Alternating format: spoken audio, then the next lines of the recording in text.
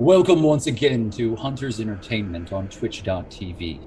My name is Knoxweiler Burf, and I am your game master and guide through a dark and challenging world of survival horror. Tonight, as we do every Tuesday evening, we are playing Outbreak Undead.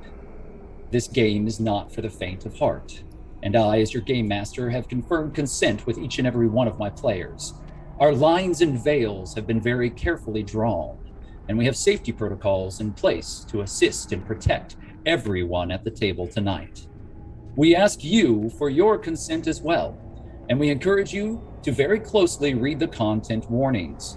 This game offers us all an opportunity to explore dark themes and to shine a light on the human condition in the safe confines of our imaginations. That, however, takes the bravery and support of each and every one of us, you included. Not every character tonight is being played with the same objectives and motivations. Some are directly working against the other players. Some are in communication with dangerous outside forces. Anything could happen tonight, and we want you to be prepared. In this game, there are no magical swords to be discovered. There are no valiant knights or castle walls to hide behind. This world that we're creating together wears the face of one that died long ago, one that is very familiar to all of us. It is the dying gasp of a civilization that we all recognize. In that great darkness, though, hope burns the brightest. We're going to show you that here tonight.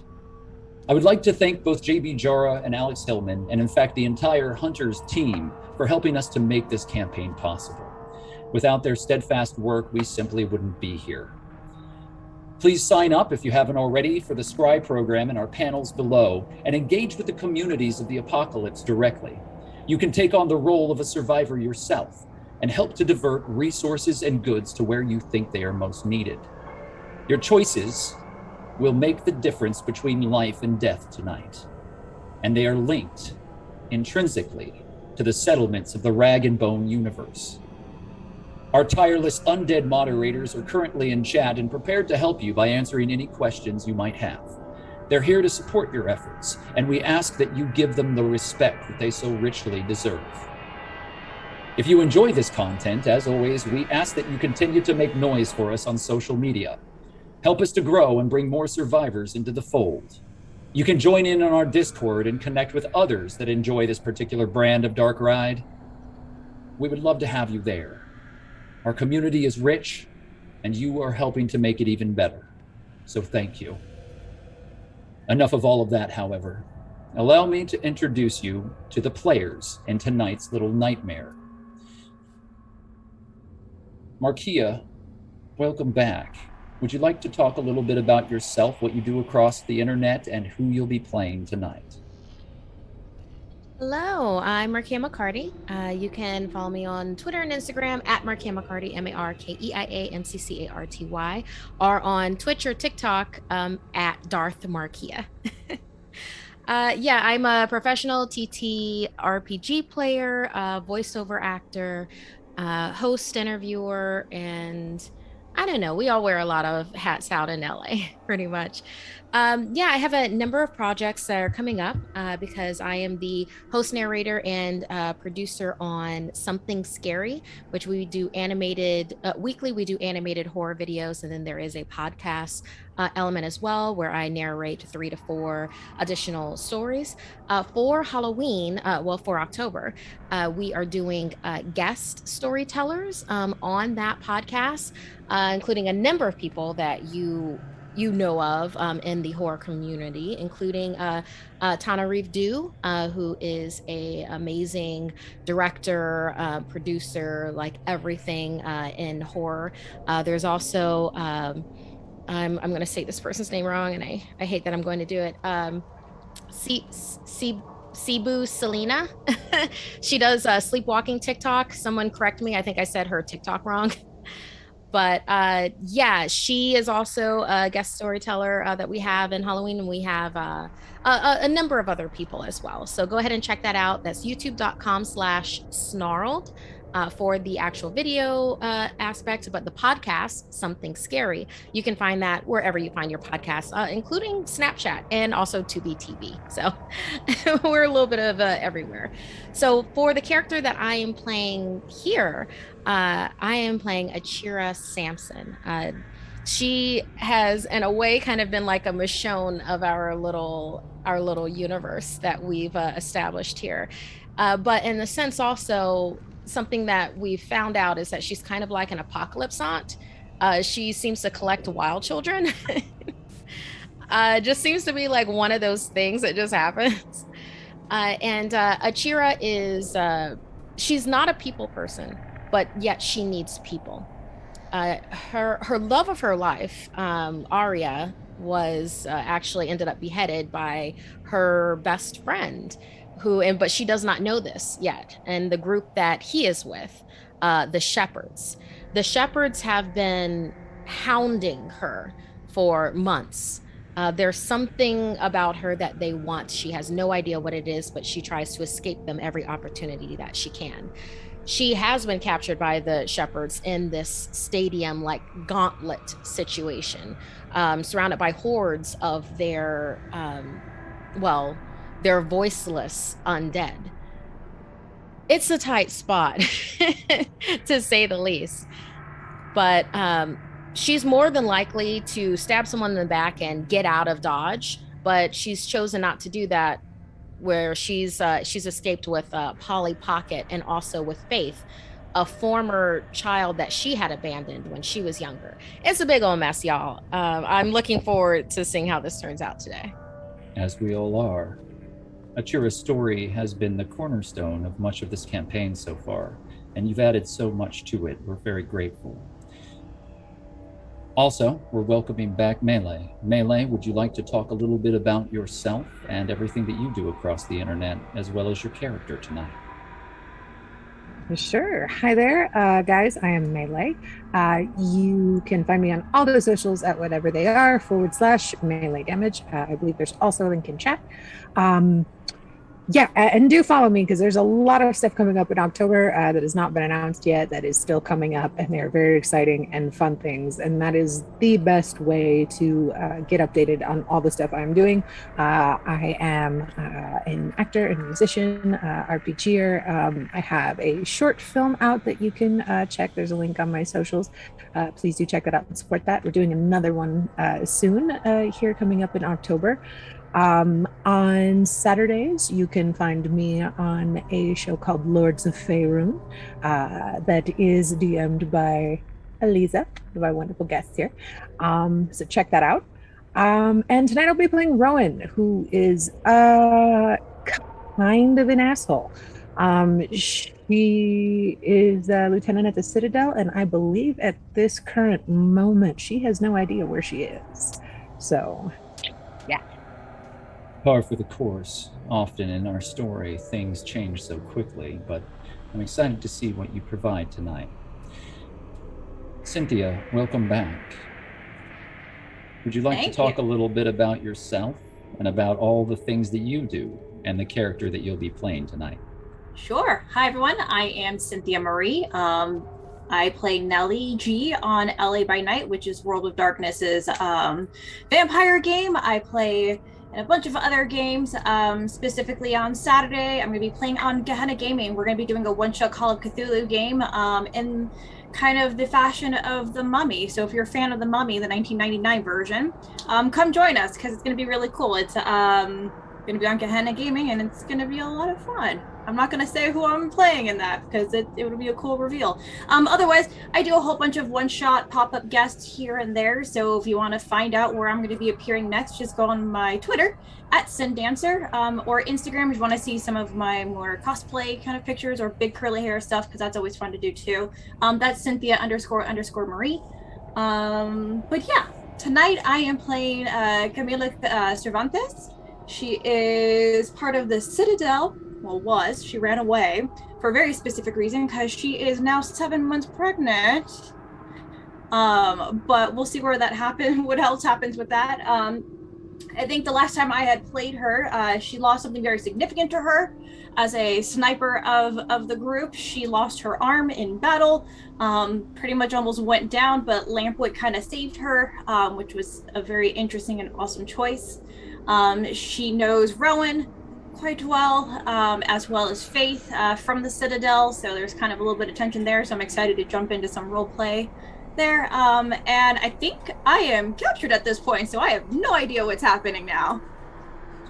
Don't worry. You'll know soon enough. Thanks again for being with us. We appreciate you being here. If you have watched our Gen Con special one-shot, then you know that Sarah had joined us as a very special character. Sarah's returning tonight, and we're very grateful. Would you like to talk a little bit about yourself, where you can be found on the internet, and the character that you'll be playing tonight? Absolutely. I'm so happy to be back. Hi, my name is Sarah. I go by Sarah is Coffee basically everywhere on the internet, Twitter, Twitch, Instagram. You can find me on there, and you can also find me on the Twitch channel, The Welcome Inn, where I play every Friday as Restrada in a D&D game as an Oath of Redemption Paladin. And then you can find me there perennially on Round Table, which is a game that I host every month over there. And also, you can find me a little harder to find, but details are to come, in a long-term horror campaign that we are about to start. So just pay attention to my social medias for that. I'm very excited. I'm going to be playing an asshole in that game, and I'm very pumped for it. But in this game, I'm going to be playing Polly Pocket, who is a wild child and is pretty sweet. Definitely falls into those tropes of the 90s and will emulate those at many, many points of play. Has attached herself pretty closely to Achira, kind of wormed her way in there, and I'm excited to jump back in and see what happens. We're excited to have you back. Thank you for being here. Last but not least, Eliza, you have joined us as well for the first time. Thank you. Thank you for your trust, and thank you for being here. Would you like to talk a little bit about what you do across the internet and the character that you'll be playing tonight? Yes, I am Elisa Pearl. Super happy to be here. Thank you for having me. And I'm an actor, writer, TTRPG player, and game master, dungeon master. Do a lot of stuff on the internet. And you can find me at Elisa Pearl on Twitter and Instagram. So it's ALIZA Pearl, Pearl. And then I also stream on Twitch on 2 channels, Appease Eliza, which is my personal channel, and Ripley Improv, which is my all-women improv group. I'm currently dungeon mastering a weekly 5e campaign that Melee is a part of called Lords of Faerun, and we'll be back from a short break this Saturday, 12:30 p.m. Pacific, and the channel is Kira858. And then also on Saturday, I'm going to be playing in a charity one-shot for a group called Everyone Games, which is a nonprofit group that promotes accessibility in TTRPG games. So we're going to be playing, funny enough, zombie apocalypse game, but it actually takes place in like the medieval period. It's really dope. It's a new system I haven't heard of or played before. So definitely check that out. It's at 5 p.m. Pacific on Saturday at Everyone Games 2. Number 2 is the channel. And then I have a lot of October TTRPG stuff coming up. So definitely, like, if you're interested in playing a private game, signing up for one of my private games. I also take commissions for game mastering. But yeah, check me out. Thanks for having me. I'm playing a wild child too today. And her name is Zippy. She is about 20 years old. And she is definitely, she's definitely likes the vintage collection. She likes to collect as many vintage things as possible, but she doesn't have many yet. So in theory, she would be a vintage collector, but she hasn't really like succeeded at that quite yet. Anything from that 90s era that is so kind of like mythical to her. She's fast, she's sneaky, and that's Zippy. I'm excited. We're very excited to have you here. So thank you for being with us. Please follow all of these wonderful players across their social media and stay close and pay attention to everything that they're doing. It's well worth your effort. Additionally, tonight you have the opportunity to interact with us quite directly. Already, additional competency has been earned thanks to your gracious and kind subscriptions. You still have a little time left if you wish to partake in September. It is available to you here on Twitch, and we thank you for your support. But enough of all of that. It's getting dark. The road is long. We need to get moving.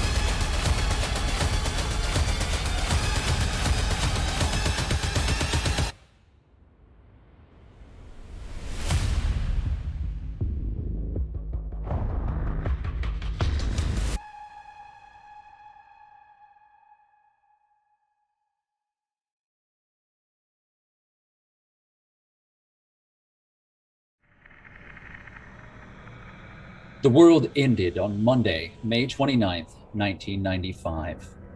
The sky fell, and the dead would not die. Civilization quickly collapsed, and the sickness spread like lightning to even the most remote reaches of the world. They called it many things, but it started out simply as another round of the flu. It became something far, far worse. H195, commonly called the Legacy or the Reaper's Kiss, was deadly. It passed through civilization, and everything began to crumble. At first, it seemed as though no one was immune to the airborne strain, but eventually it appeared that 0.01% of the population had a natural immunity. However, even those lucky souls couldn't withstand a concentrated introduction of the virus. For the dead did not like quiet. They rose. Family turned against family, friend against friend. There was chaos in the streets. And if through a bite or a deep scratch or blood-on-blood contact, the horrible virus passed on and on, infecting countless numbers of people. The end of days became like wildfire, and throughout the world, people sought security and sanctuary where there was none to be had. Entire cities burned to the ground, but miraculously, some still survived. And for the next 25 years, life has struggled forward. The world now is a fractured place. Some, however, seek to make civilization anew. Rag and bone merchants crisscross what is left of the Midwestern United States, delivering goods and services to those who need them most. Food, water, medical supplies, all of them passed along by the hands of those brave souls willing to strike out into the wilderness. The Enders Line is one such group, and they use old railway tracks to connect the small, scattered outposts and settlements that remain. They are a lifeline in a world that now belongs entirely to the dead.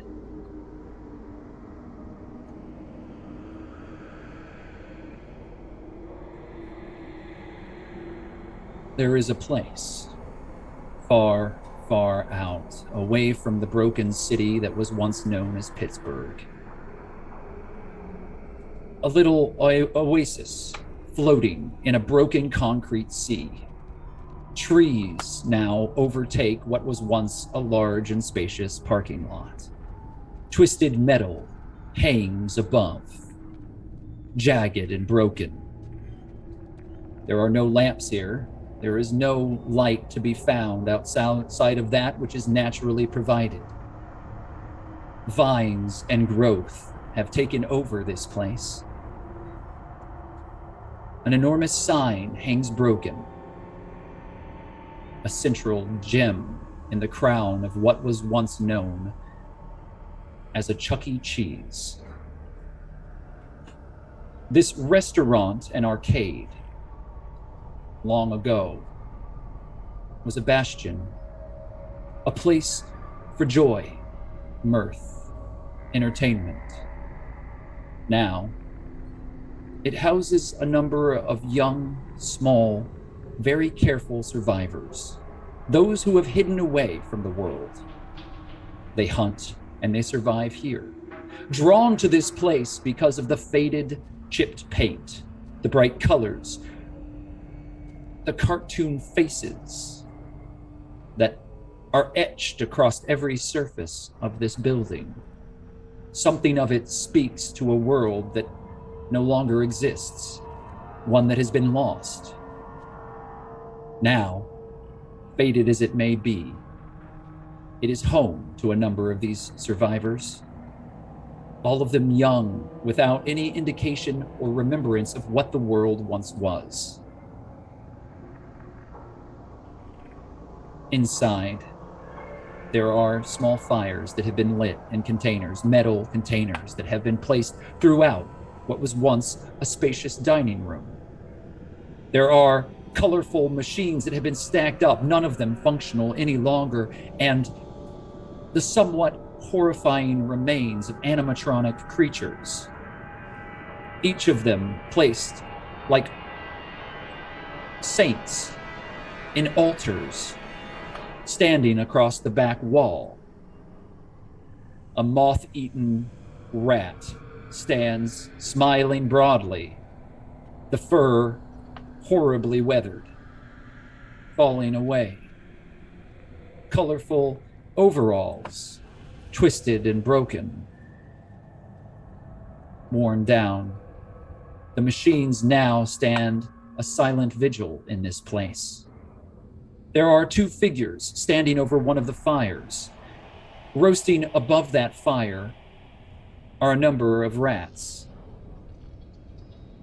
and a creature that might be a raccoon. Polly Pocket, would you please describe yourself to us? Yeah, Polly Pocket stands close to this container. She is wearing what used to be probably a very bright pink shirt that has faded almost to white, but still has a little bit of that pink left. In a really odd twist of irony, the words, which used to read really bright across her chest and have now been etched back over, say, "Eat me." And the jeans that she wears were at one point probably ripped on purpose, but now have been ripped beyond their factory-made purpose. And she has a little headband that she wears and holds at her side a weapon that looks to have been created by herself. It is a piece of a white picket fence that has scrap metal lashed to the end of it, and where her hands hold it is the remnants of a fuzzy green sweater. And she looks down at what they're cooking and then looks up at her compatriot and goes, "Kind of ironic, huh?" Zippy, would you please describe yourself? Zippy is a young woman who has kind of a brightness to her physicality, a lightness. Even when things are tough, she seems kind of like okay and bright about things. She's wearing a dark golden yellow gingham / flannel button-up t-shirt, that, or button-up long sleeve shirt that she sometimes winds around her hip, her waist. She is also wearing a dark gray members only jacket, ripped jeans, and boots. And she has some simple glasses that have been scratched and scuffed and are barely holding on. And her hair is like a dark colored, loose, curly afro. The two of you are standing next to each other. You're cooking your meal together. The others are out scavenging. You've been left here to watch over your home, to protect it against any interlopers that might arrive. The roads have been more active recently, the dead always roaming. Enormous swarms of them, crossing across the wilderness, moving back and forth from the cities. You never go into the city. It is a broken, frightening place. Large, shattered towers, teeming with the dead. However, you and your small group have managed to survive for some time here. You've made a family together. You have learned how to trust one another and to survive outside of the indications that others might need to be a part of your small cell of individuals. Your little clan of survivors has made this place your home. And you've gathered a number of things here. You've each made quarters for yourselves, and knowing that it is safe to sleep within proximity of each other, you have taken corners of this place. What are some of the most valuable things that the two of you have gathered here? We'll start with you, Polly. Absolutely. So Polly's name is very accurately given. She took it when she first discovered one of the little cases, which was broken beyond use, but she managed to kind of burn it back together into some kind of working order and has been on the lookout for the little Polly Pocket cases ever since. She has 3 of those, and they are her prized possessions, one of them that she keeps around her belt loop at all times, and the other 2 stashed underneath a pillow in her corner. Beyond that, she has a comforter that is pretty much ripped to shreds, but you can still see from what is left of it the looks of a very brightly saturated at one point horse and Barbie doll, and those are her most prized possessions that she has. What about you, Zippy? Zippy found, early on, she found a stuffed dinosaur toy that was about 6 inches high, and it is one of her absolute favorite items that she's found here. She also scored and magically just found in a supply room in the back a small box of unopened Chuck E. Cheese Frisbees, so the plastic Frisbees with the Chuck E. Cheese logo on them, and almost pristine, although the box had seen a lot of years and life. And so there were about 12 in there, and she shared them with the group, and they probably use them as dishes, to be honest, but she has kept one in its bag and kind of stowed it away. You've got a number of those Frisbees out now, and there's a freshly cooked rat sitting upon it. And you hear the double doors to your lair open as the wooden door creaks. And these doors have been covered with sheet plywood. In fact, to cover any of the glass that might have exposed you to the outside world. It's been heavily graffitied, painted over with all manners of pigment, some of it from the time before any of you were born. And now it's sort of this calliope of explosion of old faded color everywhere you look. And the fire is the only thing that's casting any light here, and it flickers heavily. And you see the figure standing in the doorway, and you immediately recognize Mondo Joe. He's one of your companions, someone who lives amongst your group, large, very quiet. And then from behind him, you see Skittles. They have bright, colorful hair, and they've tweaked it into these strange curls that stand almost directly straight up. They're wearing ragged, furry vests, and their size, while small, is almost doubled by the amount of clothing that they've poured onto themselves. They have oversized pants that sort of hang around them, and Skittles walks in carrying a large bag and a basket filled with things from the outside world. Mondo Joe is also carrying a box. It looks like one of those old containers, the things that you've come to know of as coolers. They have insulation on the inside, and Mondo Joe lumbers forward as Skittles follows after. That was quite a rockadoodle, but we made it out okay. Did everything happen okay here? Anything new? Skittles asks. Oh, tons of stuff. Not. But for sure, tell me what happened. Well, we stood here, right, Sippy? Mm-hmm. And we cooked this. Mm-hmm. And that's it. Yeah. Well, Polly, you were going to tell me about something that you think is ironic. Oh, and Polly holds up her plate that has the rat on it and then says, because of and points to the Chuck E. Cheese animatronic. Oh, yeah. Yeah.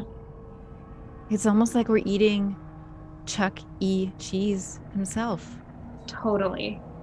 Skittles walks forward and grabs one of the rats and starts ravenously just pulling meat off of it and shoving it into their mouth. Mondo Joe sets things down and starts opening things out, splaying them out on old countertops. Through a mouthful of rat, Skittles looks to you, Polly. So you're just jerking my chain. Nothing happened. Yeah. Sorry about that, Skittles. No, didn't expect much more. I'm glad it's quiet. After that last herd came through, I didn't think we were going to make it. We always make it through, Skittles. You know that. For sure. Yeah. And whatever comes, we've got Chuck to keep us safe. Yeah, Chuck. Chuck will save us. And this. And just holds up her weapon. You hold up your weapon, and everybody kind of laughs and smiles. Mondo Joe turns. I'm worried. Skittles didn't say anything about it, but I'm worried. About what? The road. It ain't the same it was. There's quiet ones. Quiet like people? Nuh-uh. Deadheads. Quiet how? Oh, don't pay any attention to Mondo. He's just overreacting. They were just quiet, I ain't seen nothing like it before for sure, but I'll tell you, I think we're gonna be fine. It's all rockadoodle. They were quiet. They didn't make noise. They always make noise. Well, did they come after you? They just stood and watched. Okay, that is kind of weird. Everybody's overreacting. It's nothing. They didn't follow you here, right? I mean, they kind of just lingered in the back watching us. They're dead. They're deadheads. They don't think. Yeah, Polly, you're jerking my chain again. Yeah, totally. Yeah. I don't know. I don't feel good about it. Well, how many of them were there?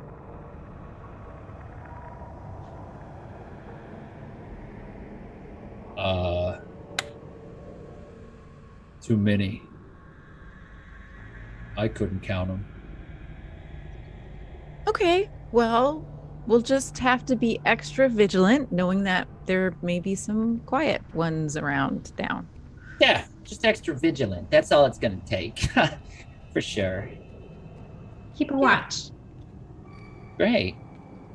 So Skittles eats. Mondo Joe sets some things out, and you see some VHS tapes. And Mondo Joe smiles at both of you as he pulls out a container that you know from the smell contains diesel gasoline, which means that you're going to be able to power up your generator, which the small generator that you stole from one of the rag and bone huts, you've actually managed to set it up within your small layer here. And within that, you've managed to gather an old TV and a VCR, allowing you to play tapes from time to time. And you've watched the 2 or 3 that you have over and over and over again. Something about a pair of cousins who were thrown together and lived together, and it was a series, but there's confusing things about the past that you didn't understand. But you're always hoping for something new. And outside of that and the cartoons that you have, you've always looked for more. And now Mondo Joe has pulled forth 3 different tapes and sets them down in front of you. I bound over to Mondo Joe. What did you get? What did you find? It was strange. They just left them there, like scattered out. All their things were just thrown everywhere, like they had to go in a real rush. I suppose they got frightened off, you know. Ain't no reason to stick around if the deadheads are there, I guess. But we managed to pick it up, Skittles and me, and this is what we got. And you see 3 tapes. One of them is brightly colored, and it's yellow, and none of you can read, but you see this cartoon rabbit on the front of it. And another one is what looks like a very dark clamshell VHS tape case, and on it you see a symbol, and it looks like a blue square, and it's got stickers all over it. And then the third one is all white and has handwriting on it. Yeah, Polly kind of like very excitedly picks them up, shows them to everyone as if you aren't already staring at it, and goes, which one should we do first? Okay, the white one looks kind of boring, let's be honest. For sure. The yellow one looks kind of sweet. I don't know. I think I'm in the mood for like the blue one. Blue one. Yeah. Totally. Let's go plug it in. All right. You all move over to the other side of the room where this small generator has been installed into the back of the room, and there's a couple of empty cans of diesel gasoline that are hanging around, and Mondo Joe manages to put it all together, and immediately cranks up the generator, and it starts to chug loudly. The TV flickers, and immediately there's an image, and you see a figure wearing a uniform for what looks like some sort of official job. Hello and welcome. This is your first training video to become an employee at McDonald's. We're very glad that you're going to be part of our family, and we want to make sure to walk you through all the health and safety that you're going to need to be able to succeed here within McDonald's. This family is ever growing, and we're glad you're a part of it. It continues on, and you watch as people move about clean environments, not unlike this one, where they prepare food that doesn't look like it's been hunted. It's all prepackaged and wrapped strangely. And you watch as these individuals, all dressed in these clean, neat uniforms with clean faces, move about. And you and your friends, your companions and your family, as boring as this would be to anyone else, are enthralled with the world you see. And as the tape ends, all of you realize that you've been so engrossed that you didn't hear what was happening outside.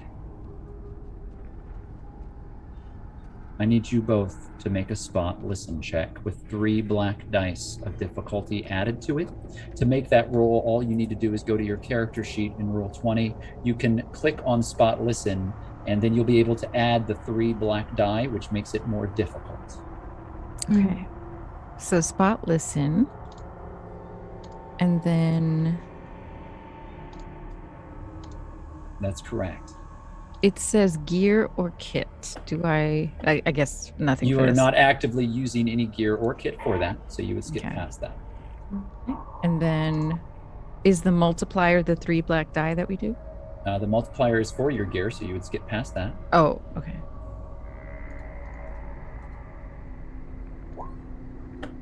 Zippy, you have 1 degree of success, and Polly, you have 1 degree of success. Congratulations. Both of you have succeeded, and although you had missed the initial sounds, now you hear them.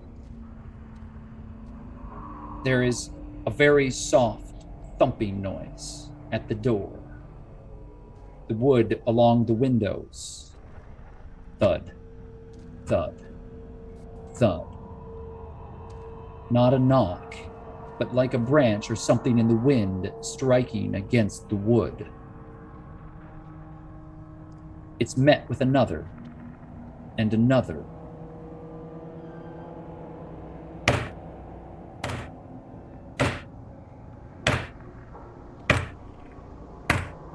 It continues on. What do you do? I'm going to grab my gun from its hiding place, which is basically just in my little corner of the room. And look at Polly and say, and just kind of signal, like, do we split? Do we? Polly will nod in agreement, hoist her weapon over her shoulder, and head in the opposite direction of Zippy to get an idea of what's going on. Mondo Joe grabs a baseball bat that has been wrapped in razor wire, and Skittles immediately turns and grabs a very, very large shovel, and you and your group scatter out. If you'd like to investigate the sound, you can make a search, or if you would like to sneak around carefully, you can make a stealth roll. The choice is yours. Mm-hmm. I would also take any other skill bids if you would like to use them. I'll go for it. I'll definitely want to stealth this. I also think I would like to stealth.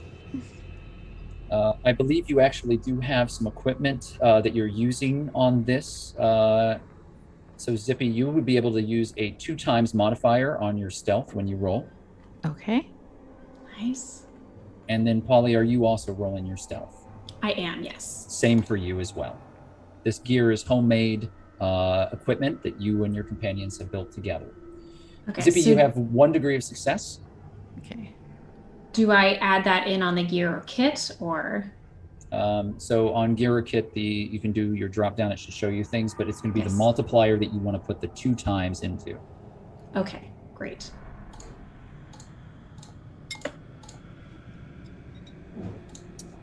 All right.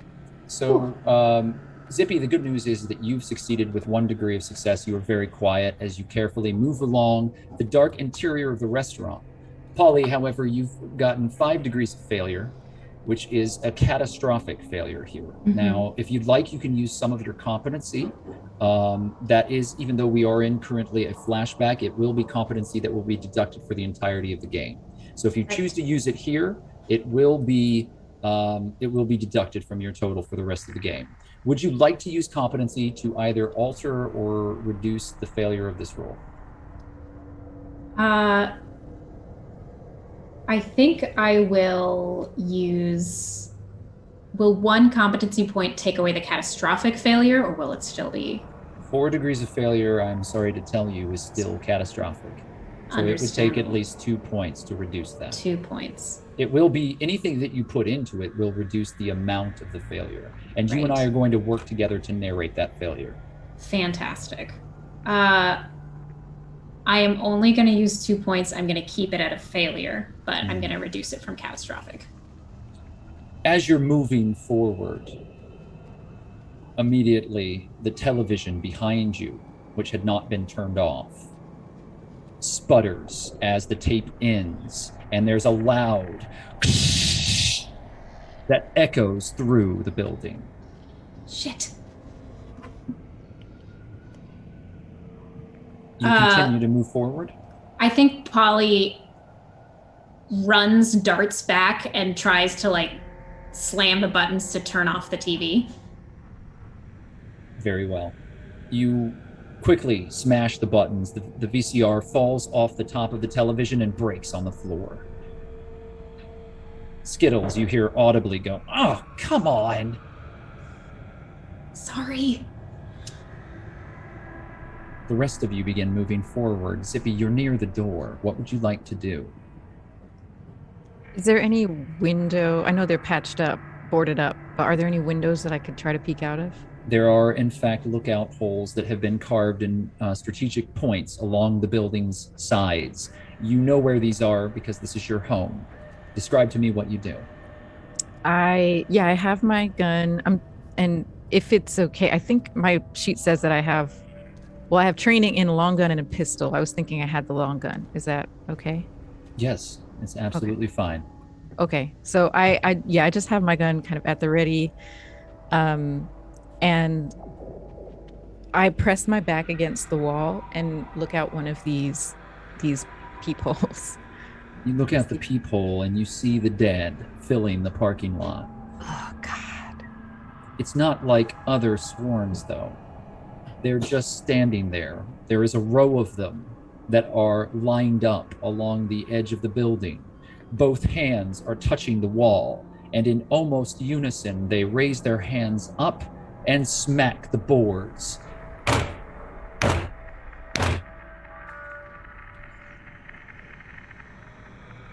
I'm gonna see if I can run back to the group and...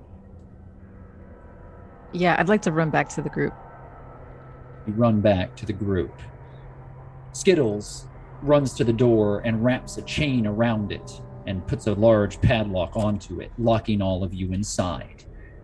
Panting, they look to you.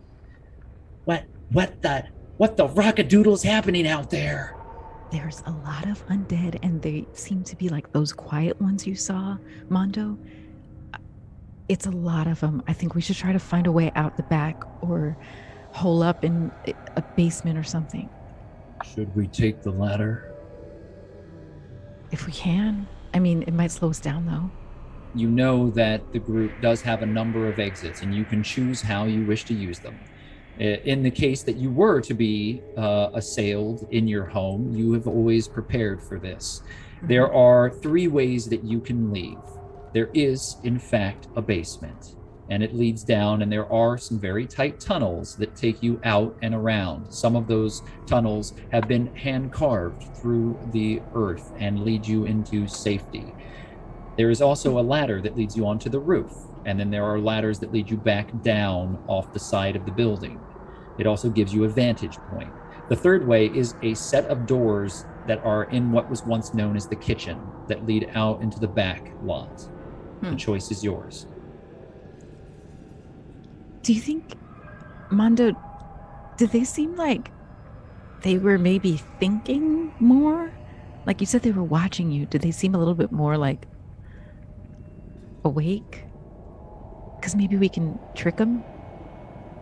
Yeah, I ain't never seen anything like this, but they seem different. What do you think? They're like knocking on the door. It's weird. But I'm thinking maybe we put up the ladders to make them think we went up, and instead we go down through the tunnels. I like that. I like that a lot. I think that plan has a lot of merit. We should do that. It's a good plan. Okay. So which of you would like to release the ladder, and which of you would like to open your pathway out? Polly will go ahead and release the ladder with whoever will go with her. I'll do the ladder. Maybe the other two can get the tunnel open. Get in there. All right. Zippy, you run over, you drop the ladder from the compartment where it's hidden, and it pulls down like an attic ladder, and it leads up into a small storage space that then leads onto the roof. You make it seem as though you've gone down this direction. Polly, you start moving through, and you realize the back door is open. Zippy, Yeah? you've got an open point. I come over and look. Oh, God. I look around. Is it just us in here? Do I see anyone else? In the corners of the room, you see them. Oh, God. Cold, dead flesh. Pale, empty eyes. The dead, at a certain point, stop rotting when they're infected. They are hideous, but they're so far removed from humanity, they're hard to recognize. Their lips have been pulled back, and you see teeth and an eternal grin, deep, sunken eyes. The flesh that has been rotten hangs across them. Most of them are far beyond any indication of who they once were. Hair is gone on most, and they stand there silently staring at you. Back up slowly. Yeah, Polly starts trying to back up, look for any kind of exit that we could take that isn't blocked by them. Do not fear, young ones. I am here to deliver you to Babylon. And a figure steps out from amongst the dead, unharmed, not being attacked by these creatures. A man appears, a ponderously large man. He's dressed in all black. The robes hang cleanly around him. His face is almost cherubic and red, bald with white hair across the back of it, wispy. He's very clean, and he walks with a cane made of highly polished black wood, highly lacquered, with a golden goat head upon it. Do not fear. As if there's no way we're going with you. I am not asking. The dead start stepping closer to both of you. Don't come one step closer or we will fuck up whatever those things are. The children of the valley cannot be harmed by you and your sin. They move closer. What do the two of you do? How far are we from the tunnel entrance? You'd have to run. It's down the hallway, about 50 feet. Are we closer to the ladders we just set up? You're closer to the ladders. I look at Polly and I cock my gun and I say, seriously, like, WTF? Yeah, WTF. Skittles runs forward, the shovel in their hand. They swing at one of the dead and it smacks across its head. It falls down and then swings again at the man, hitting him across the face, and his head whips backwards, but his body doesn't move. What do the two of you do? I'm gonna grab Polly and run towards the ladder. If you are okay with being grabbed, to run to the ladder. I think Polly, when you grab her, looks back, shakes her head, and then runs forward to try to grab Skittles as well. Mondo looks to you, Zip, and protectively stands behind you. Polly, you leap forward, and it all happens so quickly. The man turns his head back with a whip just as ferocious as the one that snapped his head away. The red-faced man stares at all of you, glowering with judgment and hate in his eyes. But you see something else. They're completely black. He opens his robes, and you see pale, bloated flesh like a fish that is sat out in the sun. And it immediately bursts open with strands of wet viscera, revealing a ribcage that yawns open like the mouth of some unthinkable sea creature. Bone like daggers, sharp fangs where a ribcage should be, and squirming pseudopods stretch out from a deep gullet, wrapping around Skittles and pulling them into the flesh of this large, priestly man. And the ribcage snaps shut as blood scatters across the room, and Skittles gurgles. Polly screams and tries to hit this man to get him to let go. The dead continue to grab you. The next thing you know, both of you are held by the walking dead. We'll come back to both of you.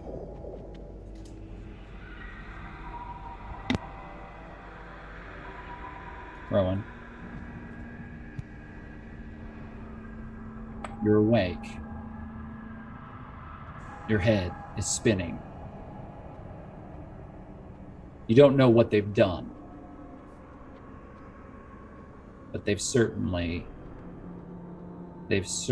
shown their hand. The Citadel was under assault last you remember. More of those things. You had destroyed one of them. You defended yourself in the tunnels beneath the Citadel. That twisted, strange abomination. It's gone. That didn't stop them. Not long after Achira returned, things went south again. You, Riggs, and the other members of the Citadel fought as well as you could. You have no idea where the rest of your troop are. You have no idea where the soldiers under your command are. You don't know. They had you in a moving rail car. You remember the rocking and shaking of that thing as it pulled you forward. It had been so long since you'd heard an operational train. They kept you bound, which was smart on their part, because you would have ripped their eyes out if you had been given the opportunity. But they kept a bag over your head. Still, you were able to orient yourself in a way that you were clear that they had taken you quite a few miles away from the Citadel.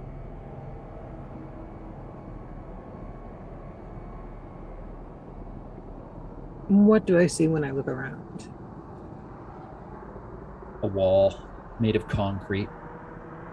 On it, painted a sneering pirate. A sports logo. You immediately recognize it. The Pittsburgh Pirates. This was their mascot. It's emblazoned here on the wall. You're in some sort of gymnasium. You're in a cage. You're hanging from the ceiling in that cage. You have no weapons on you. Your hands, however, are not bound, nor are your feet. Your head is aching. There's an old canteen filled with water hanging here. Other than that, nothing.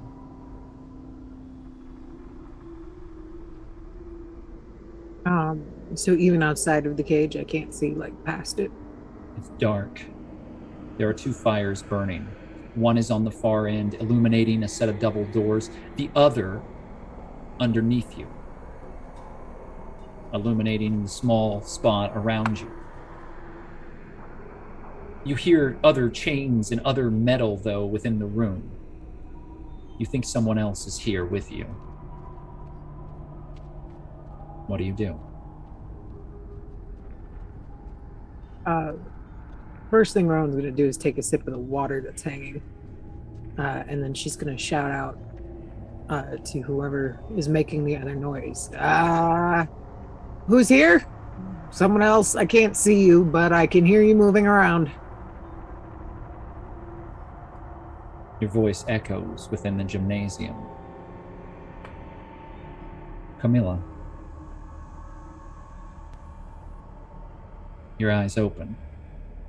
You feel woozy, tired. You remember Sullivan Town. You remember everything went south. Everything went wrong. Now they have you, someone. You don't know who, but you hear Rowan's voice, and it wakes you in the darkness. There's a fire burning off to one side and a figure in a cage. What do you do?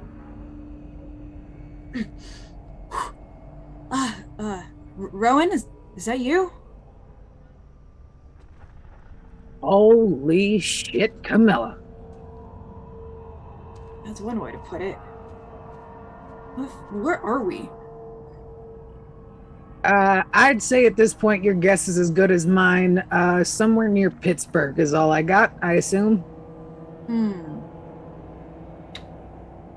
Great. Do you have any idea who picked this up?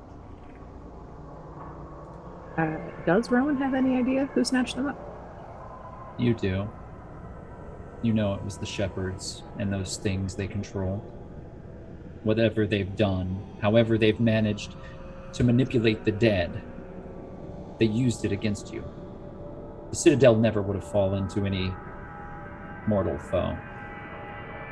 But the dead can't be stopped. And they dropped so many of them upon you, wave after wave. It was inevitable that eventually the walls would fall. I'm going to go ahead and blame Lampwick on this one, Camilla. I think it was the shepherds that are doing this. Isn't this... lot of dead things. That's why we're here now. Wait. What? Why are we blaming Lampwick? Yeah, it's the shepherds. I think. I really don't think anything but that amount of undead could have taken us down. Also, have you seen the ones that talk? They talk now? Oh, some of them. Yeah, it's not good. Oh.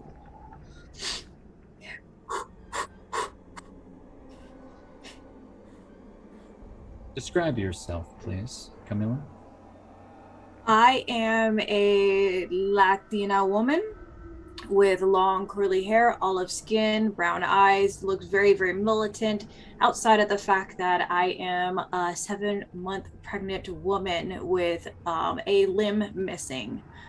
So a little tattered here and there, but trying to get by as best as possible. So she doesn't look too haggard, but enough, smaller framed, so you can't necessarily see her pregnant belly if she were standing from the back, but definitely full belly from the front. You are lying on a comfortable cot. They have provided you with a cot. They've put Rowan into a cage, as you can see, but that doesn't mean that you're free. You feel metal around your ankle, a shackle, and a large chain. And then bolted into the wall behind you, you find that that chain is connected. However, around your neck, you feel something that wasn't there before. A set of dog tags with a key hanging from it. Rowan? Yep. Do you have a key? No, I think if I had a key, I'd be out of here by now. Do you have a key? I have a key. They wouldn't just give me key. Not unless it's a setup. Maybe? I mean, I think our only option is to try it. Do you have like a lock? Does it fit in any of them? I mean, yeah, I've got a lock. I'm actually gonna try to stand up from the cot, and I'm gonna see how far I can actually move with the chain on me first. About 5 feet. The cage is over 50 feet away. Okay. How much light is provided from these fires? Can I see what type of lock this is, and perhaps investigate maybe if my key would fit the chains? Would you like to bid a skill?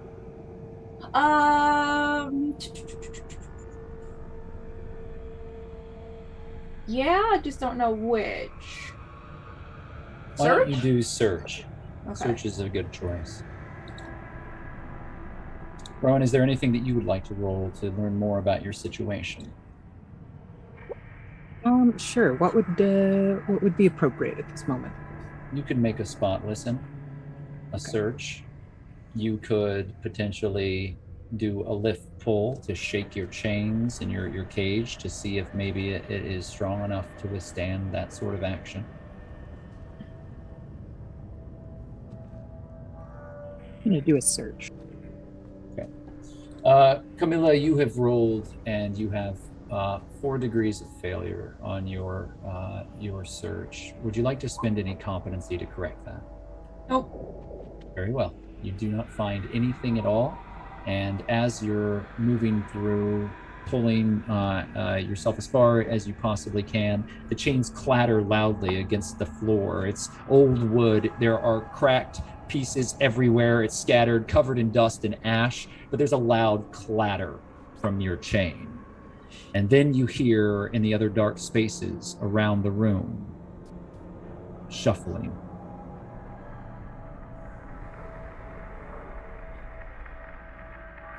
Well, I'm gonna hurry up and get back to the cot and just sit down.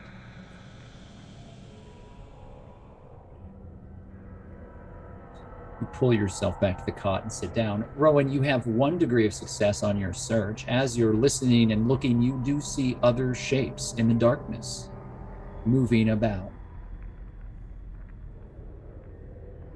Camilla, I don't think we're alone in here. Duh. That's gonna make everything exponentially harder. Oh, fun. Yeah, so how do you propose that we get out of here?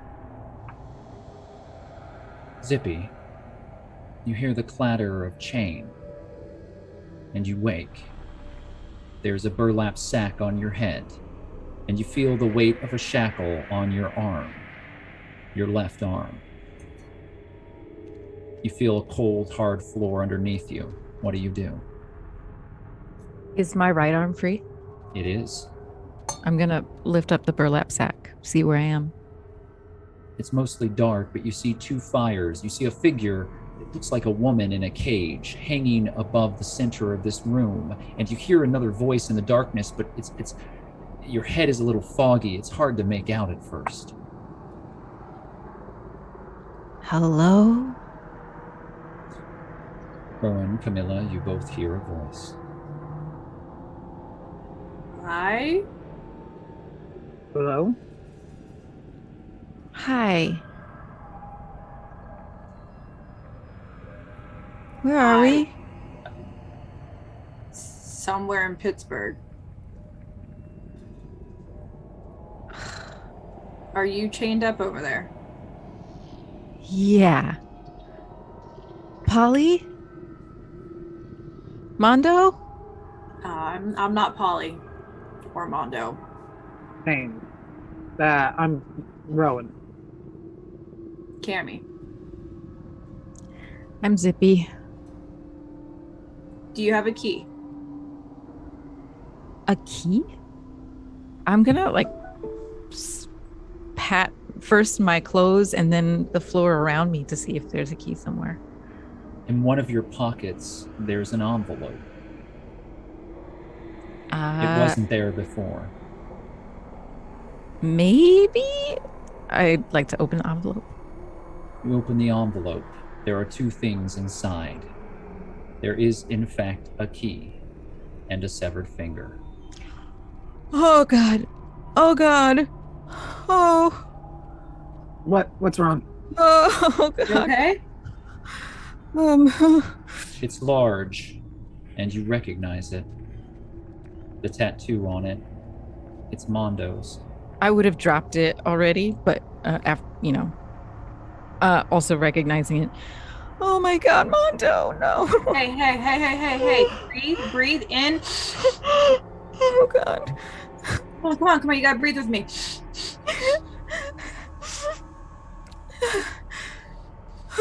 In through the nose, out through the mouth.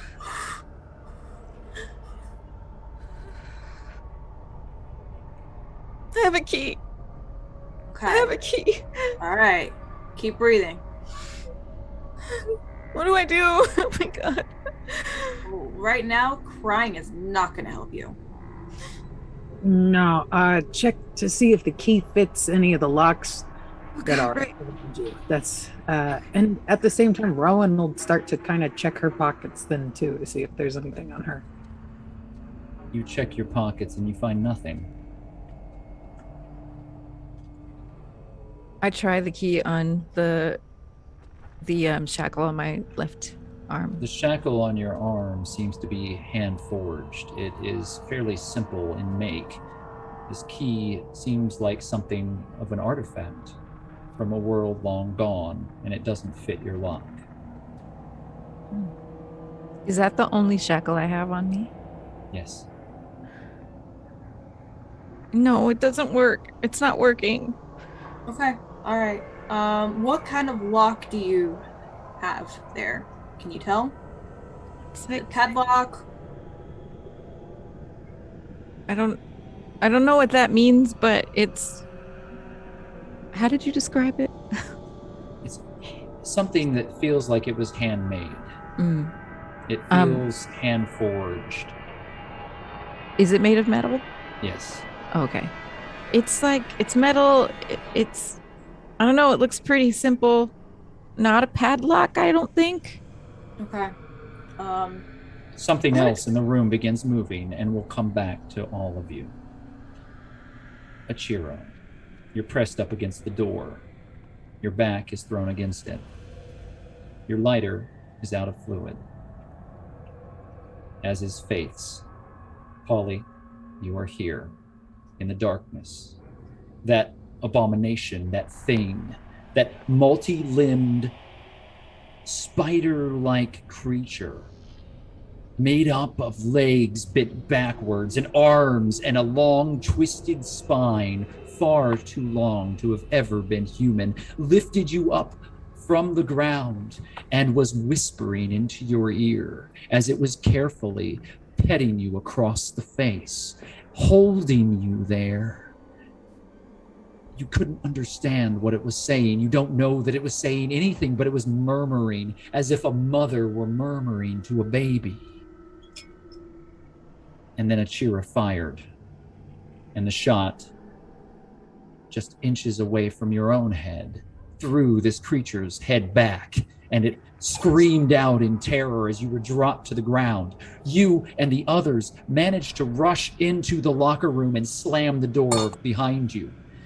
However, you had moved through the gates out from the open arena, this farce that the shepherds have prepared for all of you, what they call a trial, marching out all of the hidden secrets and sins that they see fit to do so before you. Recordings have splayed out the truth of a number of people here, and you've witnessed it all. You watched as Reese was torn down by the dead, trying to save the others. Each of you were given a weapon, a revolver, a single bullet, and a knife. That was it. And then the dead were released upon you. Those same quiet dead. Achira has ushered you forward and saved your life. All of you now are in the darkness, but before that light was extinguished, you saw that within the locker room, this space In fact, most likely this entire arena had at one point been used by the government of the world that once existed here, and that the military had left many crates. You see emblazoned signs and symbols on green containers, some of them open. Achira, you know that you found something very useful, but now all of you are in the dark. What is your intention?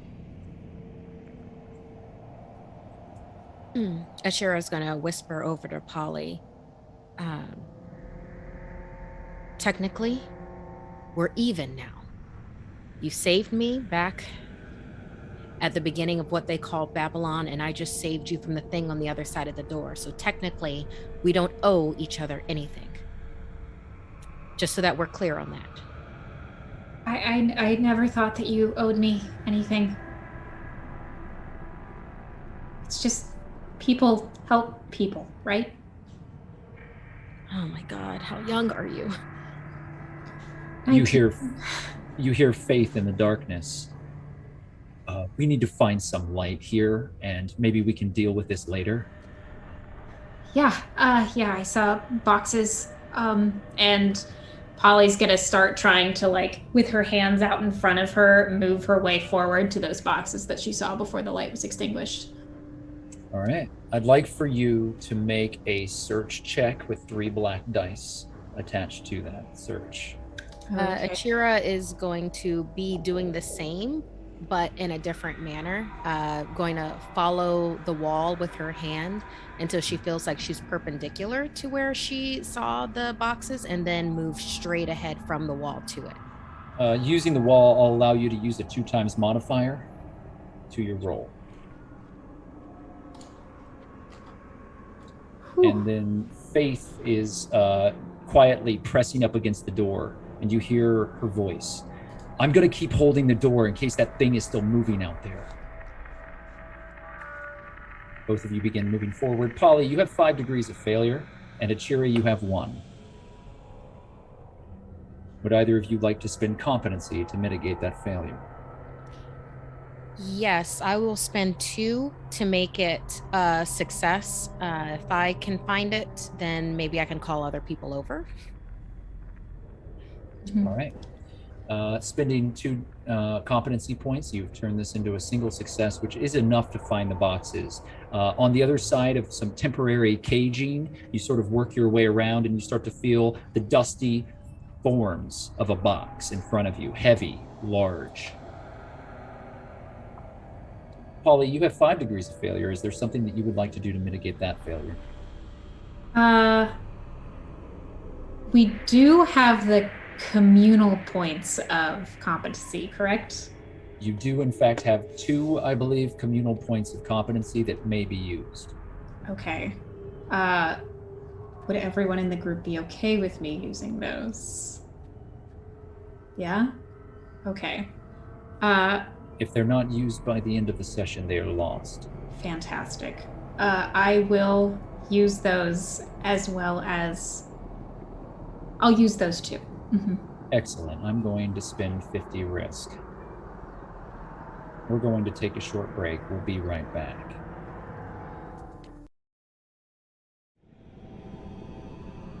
Welcome back to Outbreak Undead, Rag and Bone on twitch.tv/Hunters Entertainment. My name is Knoxweiler Burf, and we are already quite far along on our journey, but you're here just in time. Settle in. Achira, you feel the box in front of you. Polly, you begin stumbling forward. You have 3 degrees of failure. Is that correct? You have reduced that by 2. You hear behind you a thud, and you hear Faith grunt. I think we're back into some problematic areas here. Hurry up. Thud. I'm gonna get us some weapons. I did see some baseball bats over here. Polly, you seem like you're good with you were pretty good with the pistol club. And follow the sound of my voice over to the box. Okay. Polly follows the sound of Achira's voice. You stumble forward, and though it's dark, you follow Achira's voice, and you immediately find the cage, and inside of it is the box and Achira. Both of you are now together. Previously, there were baseball bats that were in the cage. I'm going to grab one of those to hand over to Polly while I start feeling around in this box. Off to the side, there are the remnants of what this stadium once held. Baseball was played here, and there are a number of bats. The bat that you grab, Achira, is weighted. It has a large metal weight on one end. You hand it to Polly. Polly, you now have a weighted bat. Oh, hell yeah. And she kind of hefts it in her hand a little bit and then joins Achira in the search. It is very dark. You do feel what you realize, Achira, to be the metal boxes of ammunition that the military often use. You stumble one open and stick your hand into what feels like full rounds. You're not sure for what sort of gun, though. It's far too dark for you to tell that. I'm gonna start looking for flashlight. We need light to be able to see and reload. Thud! Hurry up! You've got it. Speed it up. Whatever you're gonna do, we gotta do it now. You hear Faith's voice from the other side of the room in the darkness. Polly's gonna look to Achira and be like, keep looking, I'm gonna go help, and run back towards the sound of the thuds to try to brace the door with Faith. Having passed this way before, you do manage to cross against that floor back to the door, and you immediately sort of sense Faith next to you. She's sweating, and she's pushing desperately against the door. You see a small crack of light piercing out from that door as it slowly opens and closes. What do you do? Is it a single door, or is it like two with... It's a pair of double doors like you might find in a cafeteria or a gymnasium that has push bars on it. Currently, Faith is splayed out against both of them, holding them in place. Okay. I kind of touch Faith's shoulder and go, you get one, I'll get the other, and then brace up against the door. Faith nods, and you can make a lift pull.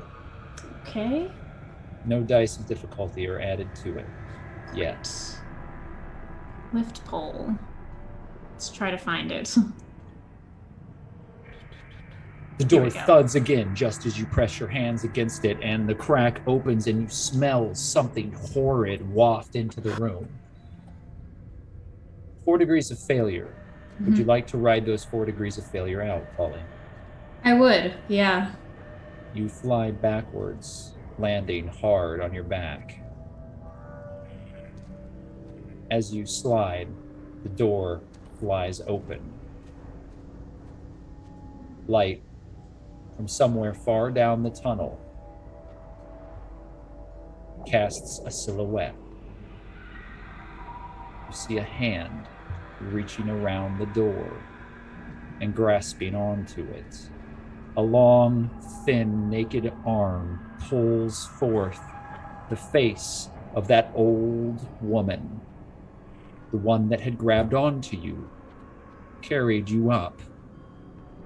You can't see exactly the details of her face, but you can't help but feel that she's looking right at you.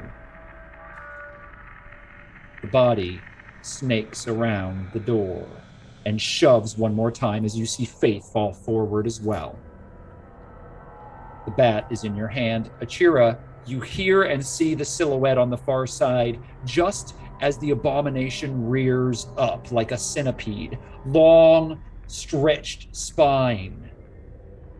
Countless legs turned backwards around the naked form as it stands up like some sort of twisted insect. If I can see it well enough, I can see the box in front of me well enough, right? The light that's casting in now from the open doors does give you an outline for the box itself, yes. I want to search for that flashlight. You begin immediately using that light. Make a search check for me.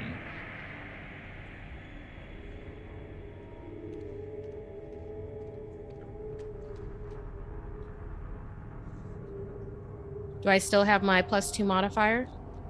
No, not for this specifically. Still, so just a straight roll? Yes, please.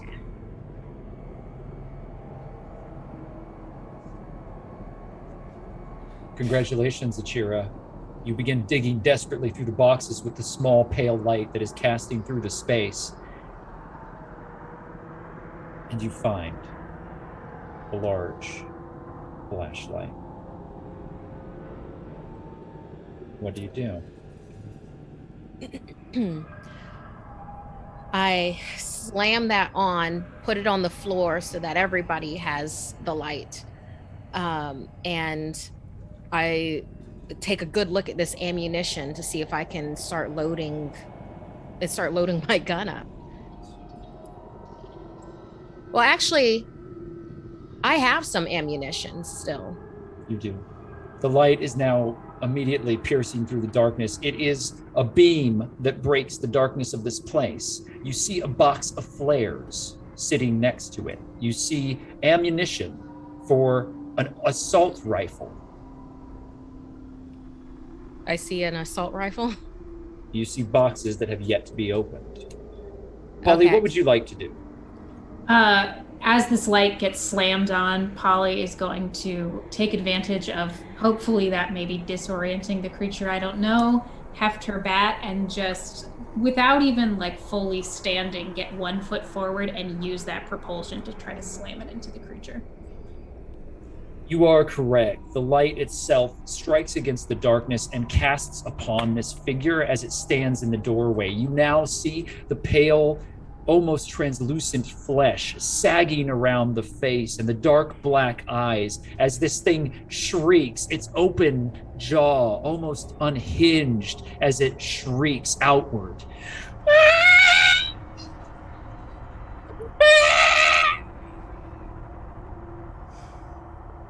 It rears upward, standing there as its arms, naked and drooping in flesh, reach out for you.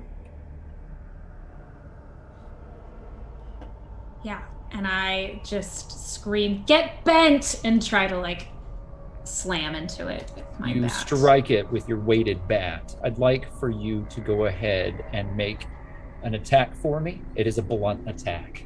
Great. Okay. You have a 3 times modifier on this roll due to the weighted bat. Gotcha.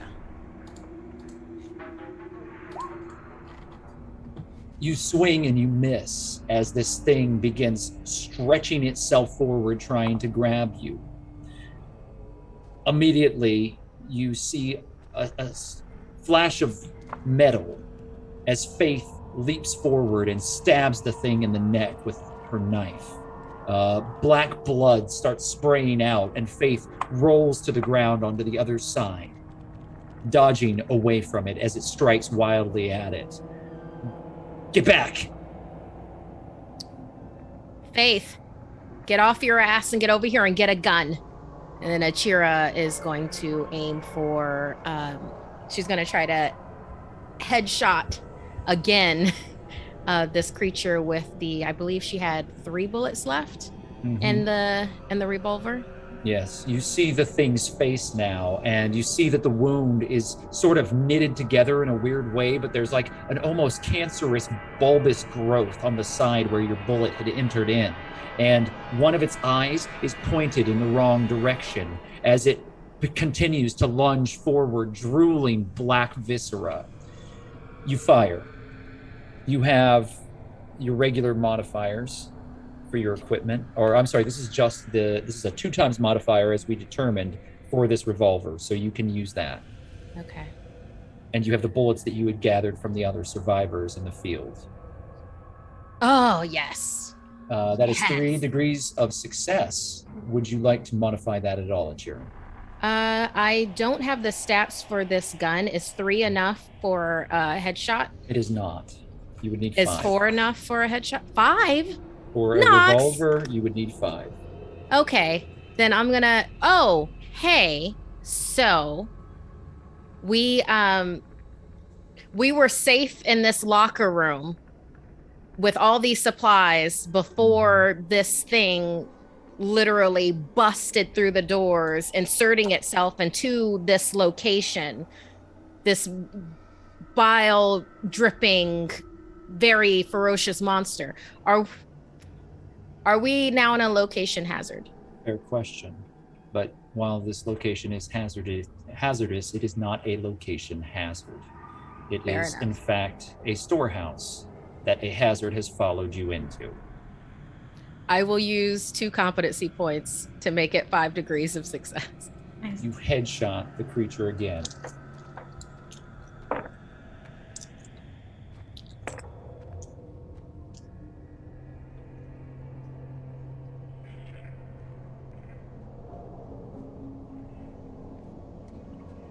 It convulses as its body is thrown up against the doorway. Both of its arms stop and grab onto the door's threshold and hinges as it pulls one of them directly off. You hear rending of metal as it falls down, the door landing on top of it. You see Faith charging towards you in this moment. Polly, this thing has just dropped to the ground, and you see it heaving and kicking and convulsing horribly as black bile shoots across the walls, and it shrieks horribly.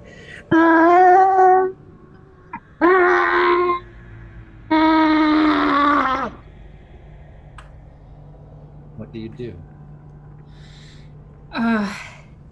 I think that Polly goes in for another hit if it's available. Very well. Seeing this thing on the ground, we apologize for the technical difficulties. Thank you for staying with us. Hopefully I can be heard now. Polly, you were about to make a roll to strike with your bat. Please make your blunt roll against this creature that is flailing against this broken door that Achira has just shot through the head.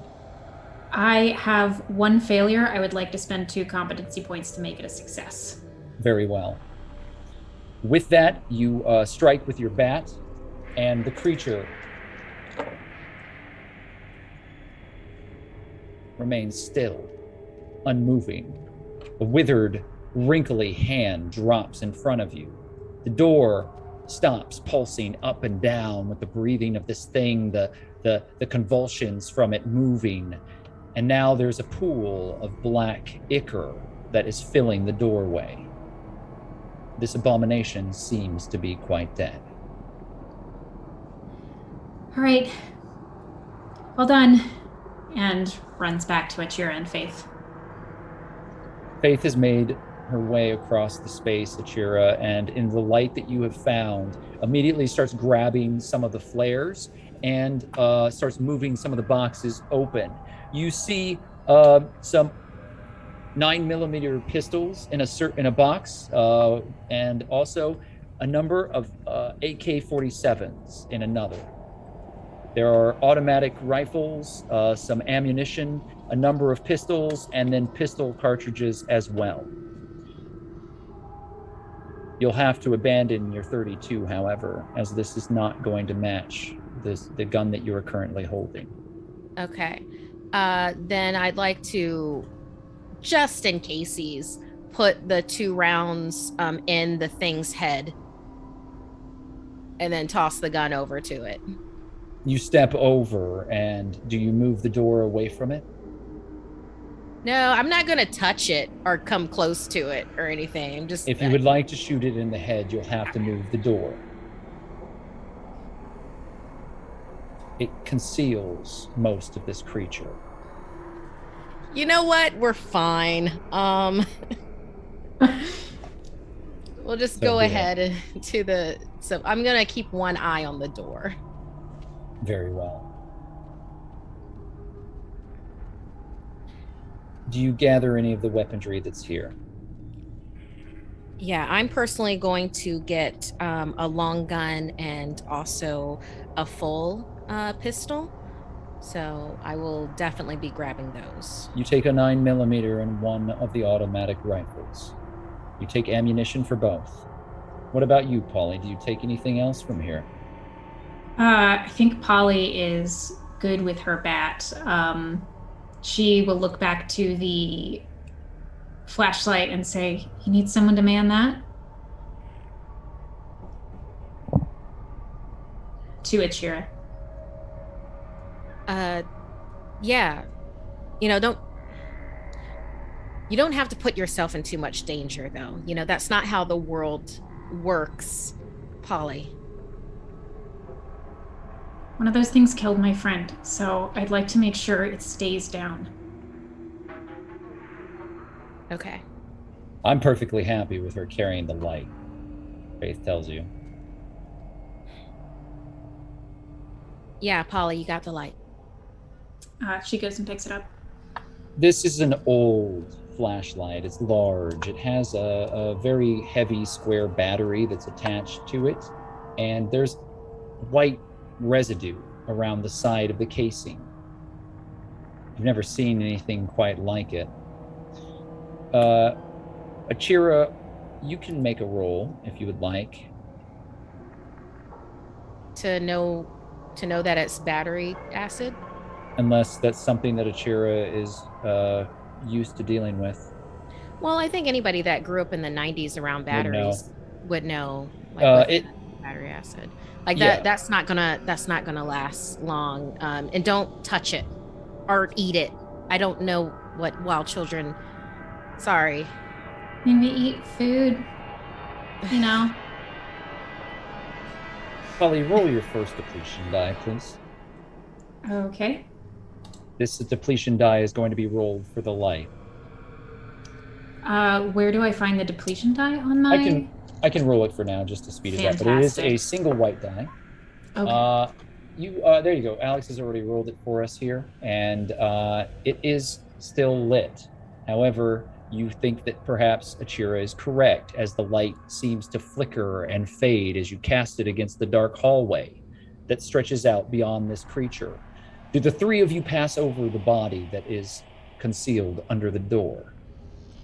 Is there another way out? No. All right. Then Achira's going to look over at Faith so that we can get in formation again. You look at Faith, and the three of you form a formation and begin moving yourself out into the hallway. I need each of you, if you would like, to make a stealth roll as you cross over the body of this thing carefully.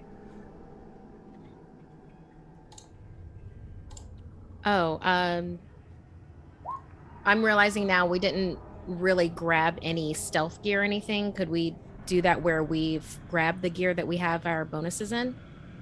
Yeah, you have gathered enough equipment that you'll be able to use your bonuses. Okay.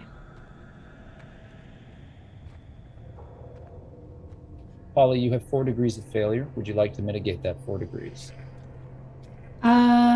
We have 3 competency points from the... There are 3 communal competency points that are available. Okay. I know.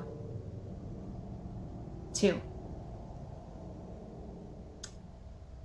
I will use 2 and then one of my own, just to bring that down to 1 failure. Unless you would like to use one at your... If you would like, Polly, if you remove it by 1. By 1? Yeah, it will keep it from being a catastrophic failure, and you will simply deal with the failure. Perfect. Okay, I will just use 1 then. As you step into the hallway, the door moves. It slides, and you see the face of this thing staring up at you blankly. It seems to be quite dead. Since you're in a formation, you will not lose any morale. However, if you had not been in a formation, things might have ended differently. Staring into the face of this horror, twisted on the floor. You and the others move into the dark hallway without further incident. You do have 1 degree of failure on your stealth, Achira. Do you want to change that 1 degree? I believe that I want to. This is starting to get into the territory that I don't like being into when it comes to competency points. Would you accept some survival points to offset this stealth? No, not tonight. Okay. I will. I'll do 2 to make it 1 success. Very well. With 1 degree of success, you move quietly and without incident. We'll come back to the both of you. Rowan, Camilla, and Zippy. The fires burn within this gymnasium. Rowan is hanging from a cage from the ceiling in the center of the room, a fire underneath her. It's about 15 feet below. Each of you are about 50 feet away from this cage across this large expanse. There are shattered wood floors here, concrete walls behind you. You hear chains and movement around you.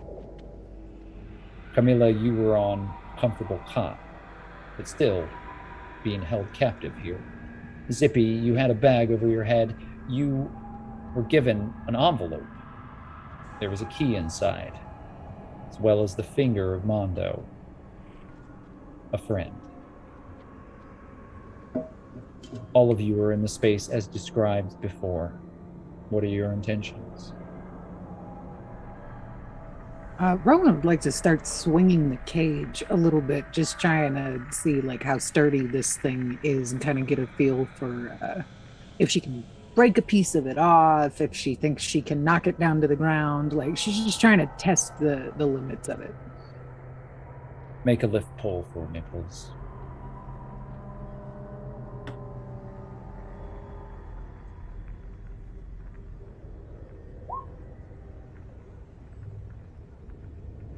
My next question is, because she is hanging in the middle of a room with her chestnuts roasting on an open fire, is she in a location hazard? You are most definitely in a location hazard.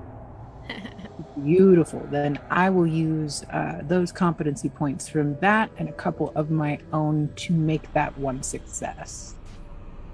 If either of the other players have any benefits to a location hazard, you may include those competency points now. So in total, Rowan, with 4 degrees of failure on your lift pull, you have changed it into 1 degree of success. The cage swings ponderously back and forth. It creaks, and you hear the metal rattling above you. It's quite secure. There are steel beams above. Even though you can't see them, you think you're tethered to one of them. You hear chain against metal. It is connected to the cage above you. You can see where that point terminates. It looks like it's been very, very securely welded.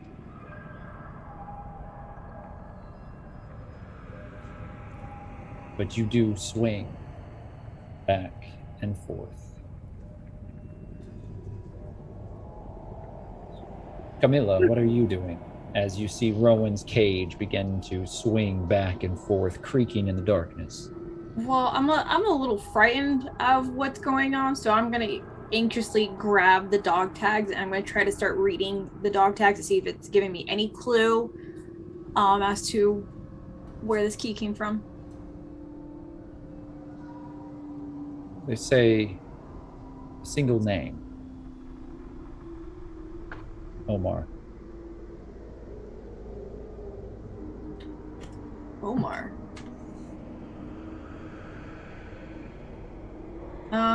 Does anybody know an Omar? Shit. Yep. Mm-hmm. Do I know an Omar, GM? You did. Shit. Young member of the Citadel, a soldier.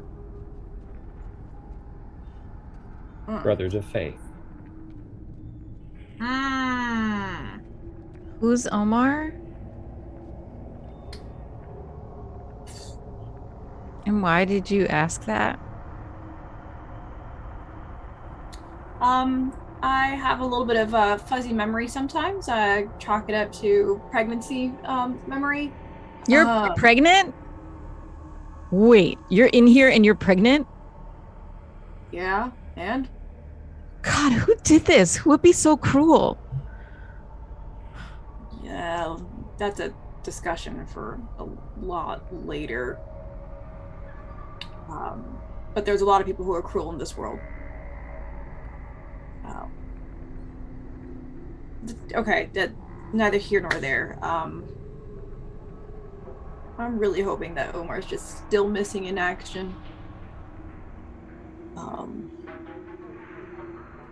I'm gonna try to use the key on my my chains to see if I can get out of it. It doesn't seem to fit. Okay. Excellent. Zippy is it? Right? Yeah. You said you had a key? Yeah. It didn't work on my lock though. All right. So my key didn't work either, which leads me to believe that our keys are rearranged or there are other keys located somewhere else in this vicinity. I don't huh? What was that? Rowan, can you see anything? Rowan will try to look. She'll press her face like right up against the cage and do the big eyes on the outside. As Camilla continues to speak, you see a shadow moving through the darkness towards her, lumbering, dragging its feet behind it, arms and shoulders slouched, head lolled back like a broken toy. Camilla, you got anything to protect yourself over there?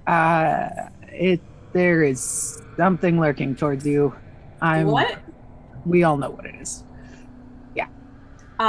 With the instincts, I'd love to turn over the cot and kind of use the cot as a barrier. You flip the cot over just in time as you see the Romero, the dead figure, slowly creep out towards you, a silhouette. From the fire behind it, you see it lumbering near you. Its stink and the rot around it immediately tells you what it is, if not for the movement, jagged and broken. Fucking great. I'm gonna take the cot and put my legs up against it. I'm gonna just kick it as hard as possible into the Romero. You kick the cot forward and the Romero stumbles back and hits the ground. Then starts standing back up. Zippy, what are you doing while this is happening? I want to know how long of a chain is connected to my shackle on my arm. Yeah, you have about 10 feet. And is it where is it on the wall or the ceiling or where is it on the wall? It's connected to the concrete wall, large cinder blocks that have been painted over but aged horribly. There are these heavy pinions that seem to have been driven into the concrete itself, and your chain is attached to that. Okay. On this end of it by the wall, it seems to have been welded in place. Okay. And how high up on the wall is it pinned on or welded on? Just a foot or two up. It's very low to the ground. Okay. All right. I call out in the direction of the cage and Rowan. Do you have a key too? I do not. Just a canteen of water, it would appear. Is there like a lock or something on your cage? Or a door that swings open? Rowan will look. As Zippy shouts out, the Romero stands and starts moving towards them. Okay. Yeah, come towards me, not the pregnant lady, okay? Not cool. You now see, Rowan, this thing. Its pale flesh is covered in those black veins. Rotten, its teeth shine in the firelight. Its eyes pitch black. It pulls itself forward. It's wearing rags. And it's moving. And you see something on its back. A glimmer of metal. another key, hanging from a chain backwards.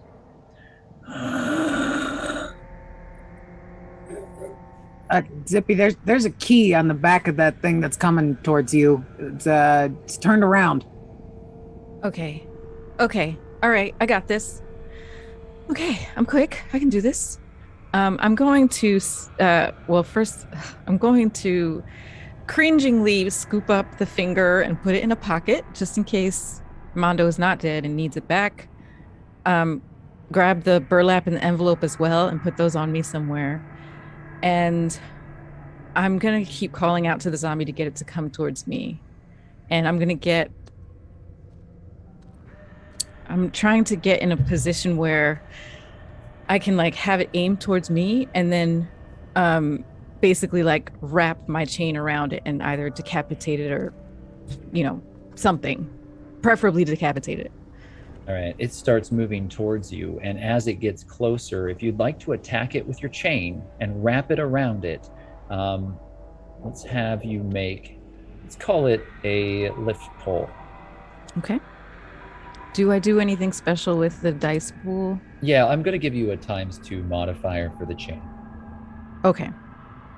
Do I change any of the die in the top right corner? You're going to be fine. Okay. I don't need a speed die or anything like that, so go ahead and roll. All right. No gear or kit? Your kit should be ×2. And you don't have to worry specifically about the kit, just the modifier afterwards. Oh, okay. Got it. So ×2. Okay. That's right. Oh, that's not good. Zippy, that is indeed not good. You have rolled 5 degrees of failure on wrapping this chain around the Romero. It is catastrophic, which in the case of fighting against the dead can mean a number of things, none of them good. What would you like to do? So there's only one communal competency point, but I also have 3 of my own for the location hazard. But that's still not enough to make it a success, right? You won't make it a success, but you'll mitigate it enough so that you don't automatically get bitten. Well, let's do that then. I So will. How How much would do you I like to reduce it? How much do I have to reduce it to not get bitten? Surprise me. We'll say if you reduce it by 2, you won't get bitten. Okay. Any further reduction will help your situation. I'll go ahead and use. I'll use my 3. And reduce it to 2 degrees of failure. Mm-hmm.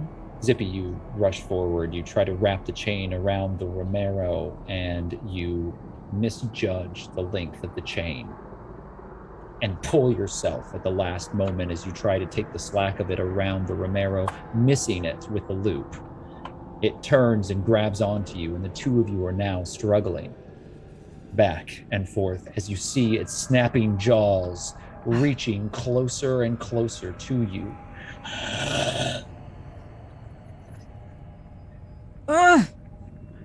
Nope, that was not supposed to happen.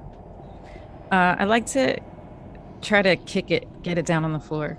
We'll come back to you. Camilla, Rowan, what are you doing during this moment? I'm frantically trying to figure out how to get this thing unlocked, so I'm going to kind of try to move around as fast as I can in my space to see if there is any loose boards or anything on the floor, anything that I can push around. How do I get out of this situation? Well, the chain itself is, as I described earlier, pinioned into concrete behind you.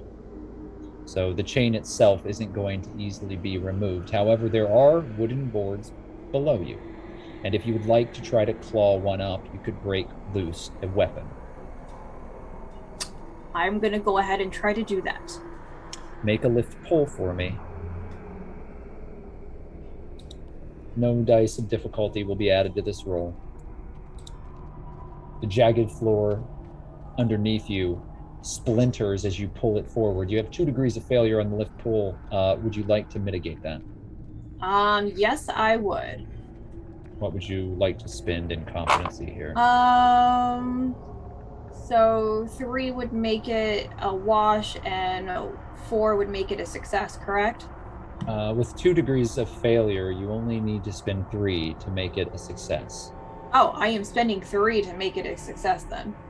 So be it. You spend 3 and you make it a single degree of success, ripping a sizable board out of the floor. You now have a sharpened stake. All right, I've got a weapon. What's going on up there, Rowan? Rowan is also trying to figure out how to get out of this cage. I think she's going to try and squeeze, like, if she can get through, like, something, anything, even if she's got to, like, dislocate a shoulder. She's trying to push herself out through the bars. The bars are very, very slender. However, you do push your arm through it and you're trying to force yourself through. You realize that you're not going to be able to do anything to get yourself through the bars that way. But as you're pushing, you realize that the lock on the door for your cage is directly below you. Once it's opened, you'll have no floor, and the fire burns below you. She is going to hold on to the side of the cage for dear life and start stomping. Trying to break the lock itself. Mm-hmm. Yep. I'll allow you to make a lift pull. Yes, we'll make it a lift pull. As you force, desperately attempting to break the metal lock that's holding you in place. You have 2 degrees of success. Do you wish to leave that at 2 degrees of success or do something else? Is 2 degrees enough to break the lock? It is not, but it will potentially accumulate over time. I will add 2 competency points to that to make it 4 degrees of success. With 4 degrees of success, it is successful.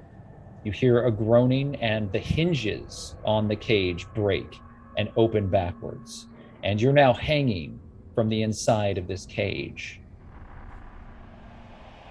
Zippy, you are fighting against this corpse as it pulls you closer, trying to bite into your flesh. What would you like to do? What is your intention? I'd like to try to kick it away from me and hopefully knock it off center. So kick it sort of like the center of its center of gravity. Fair enough. Make a brawl check for me, but I would also like for you to roll 1 blue speed die with that. Okay. You have no modifiers or gear or anything that's going to change that, so it's just a straight roll. Camilla, what is your intention? Man. I'm gonna try to take the stake and put it in between the metal piece and the concrete, and I'm gonna start trying to pry it off of the wall. All right, you can make a lift pull. I'm gonna add 3 black dice of difficulty as this wood is old and rotten. So you can make that roll. I also want you to roll a single blue die for your speed as well. We're going to determine this in order here, and whoever wins the initiative order is going to operate first. Rowan, what? Oh, I'm sorry. Do I include that in the lift pull roll? Yes, that's correct. And then Rowan, what would you like your intention to be for this moment?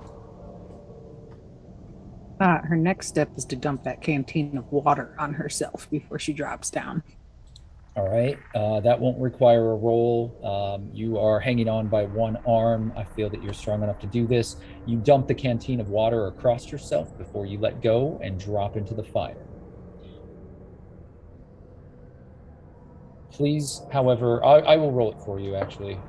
You have a 2 on your speed, so that's what happens first. You douse yourself in water. Zippy and Camilla, you both have speeds of 10. Unfortunately, the Romero has a speed of 7, which means that the Romero's bite is coming first.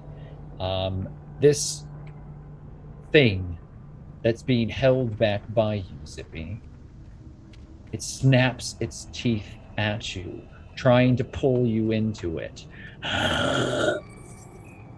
And as it does, it strikes you. You can abandon, with 5 degrees of failure on your brawl, you're going to have a very difficult time kicking this thing away. Are you going to do anything to mitigate your failure on your brawl?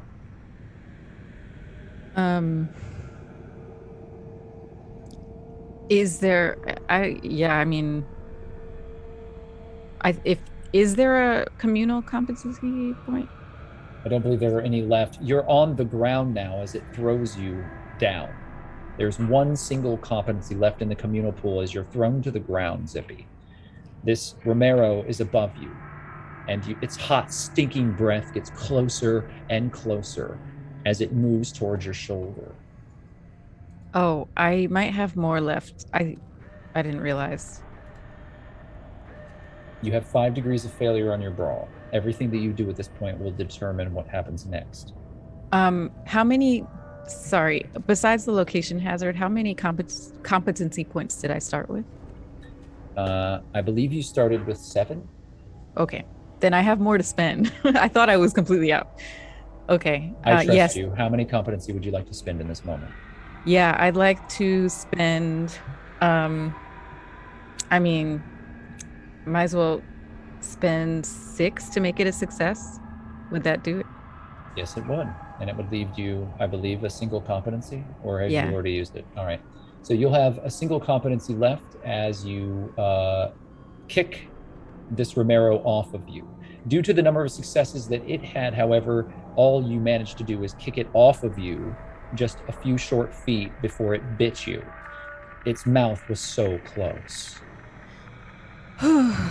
It rolls to the ground next to you, and you see hanging in front of it, between you and the Romero, the key on a chain around its neck.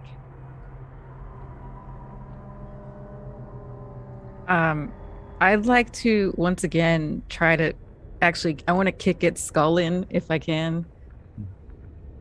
You may try. You can make a brawl check.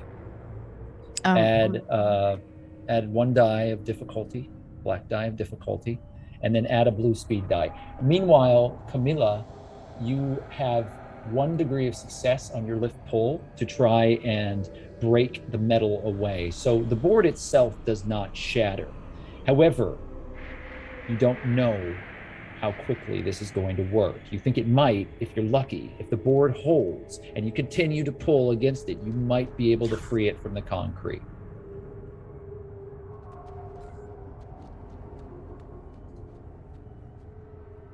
What would you like to do, Camilla? I'm gonna keep trying.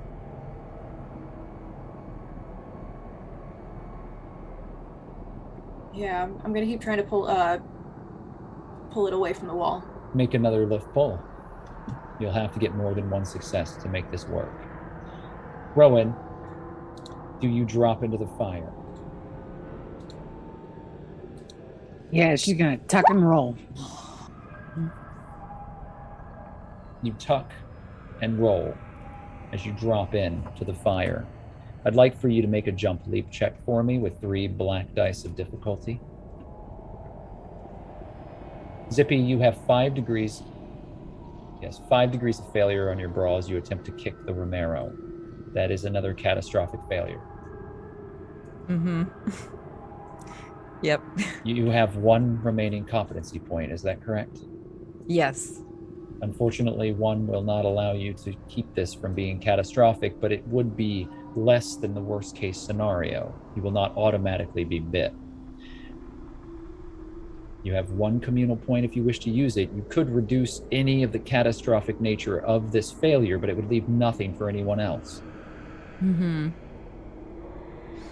I have 2 to work with. If I spend 1, it will avoid the bite or it won't? If you spend 1, it will avoid the automatic bite. Okay. I will spend 1. And I hope this thing rolls poorly. It lunges forward again and grabs you, Zippy, pulling you closer, trying once again to bite you. The key is hanging from its neck right in front of you as it holds you down on the ground, and its drooling mouth begins to descend. You can make a dodge roll.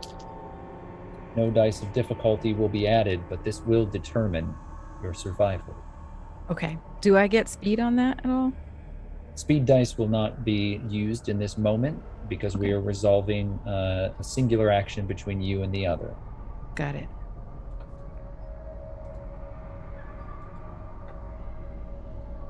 Okay. 1 degree of failure on your dodge.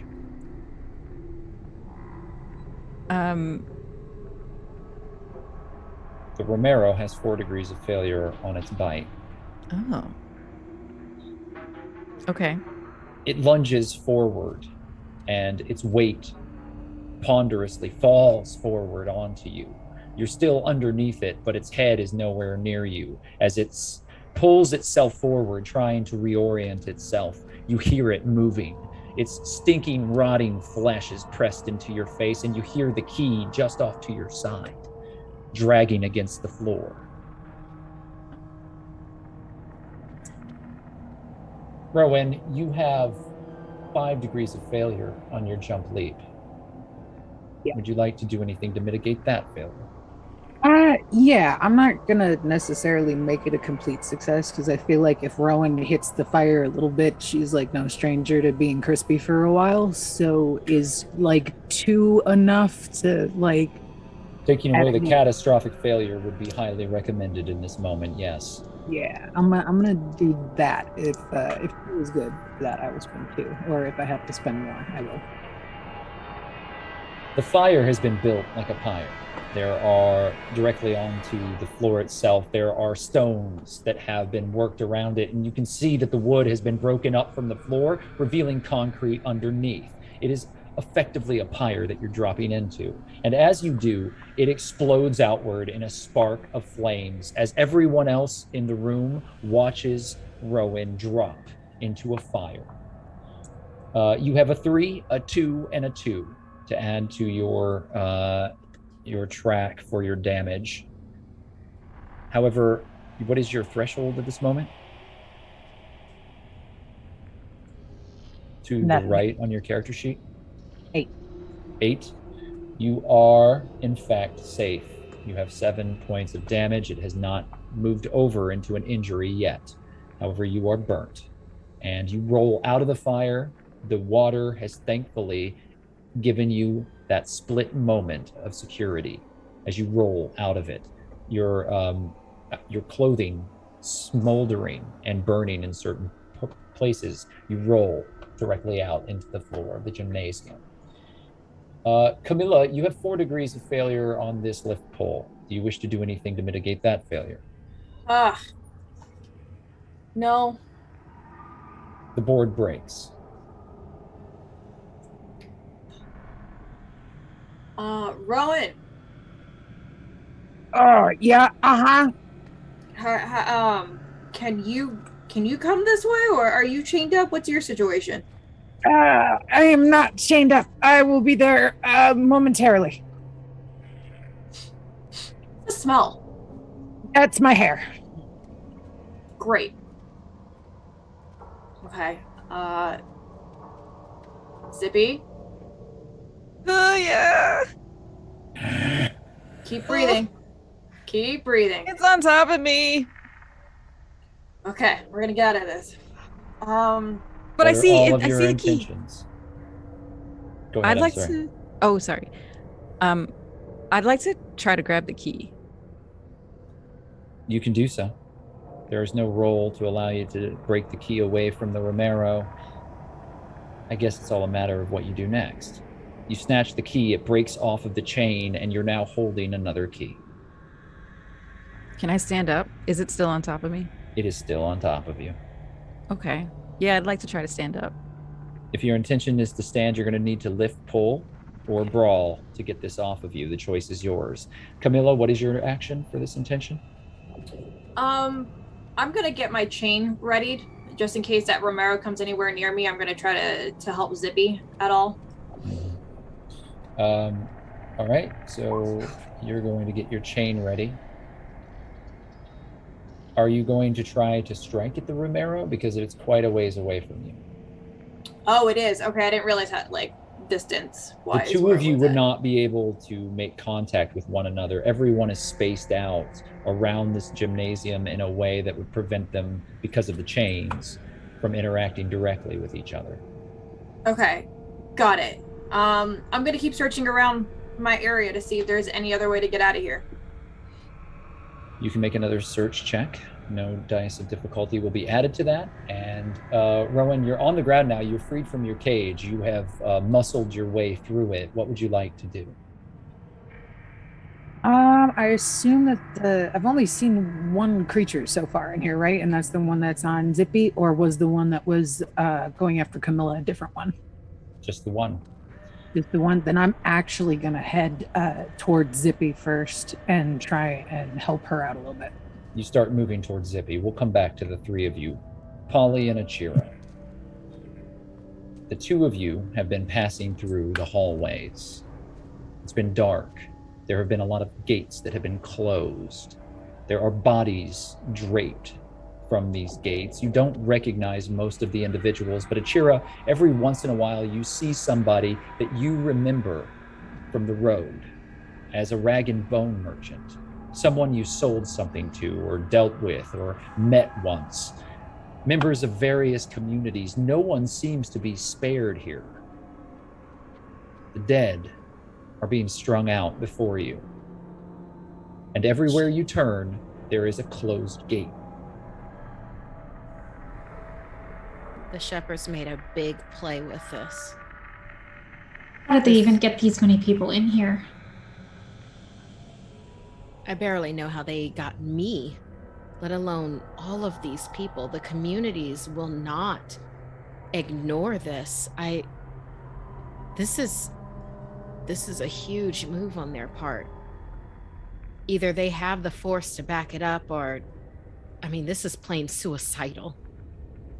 The communities aren't even going to know what happened if none of us get out to tell the story. Good point. When we were coming in before, it was a lot of effort to get one of these gates open. We can try to, but from what I'm understanding of the layout, I think going through any of these gates might get us back out to the field, which is where we don't want to be. So my thought process is either we look for other survivors or we just do our best to get out. You think there are other survivors? I wonder if they got Lampwick and Rowan, for instance. They're well, Lampwick is a friend of mine. Rowan is something else. Rowan is Faith's leader, basically. Even that's complicated. It wouldn't sit easy with me if I left here and Lampwick was still here. And hell yeah, we find him.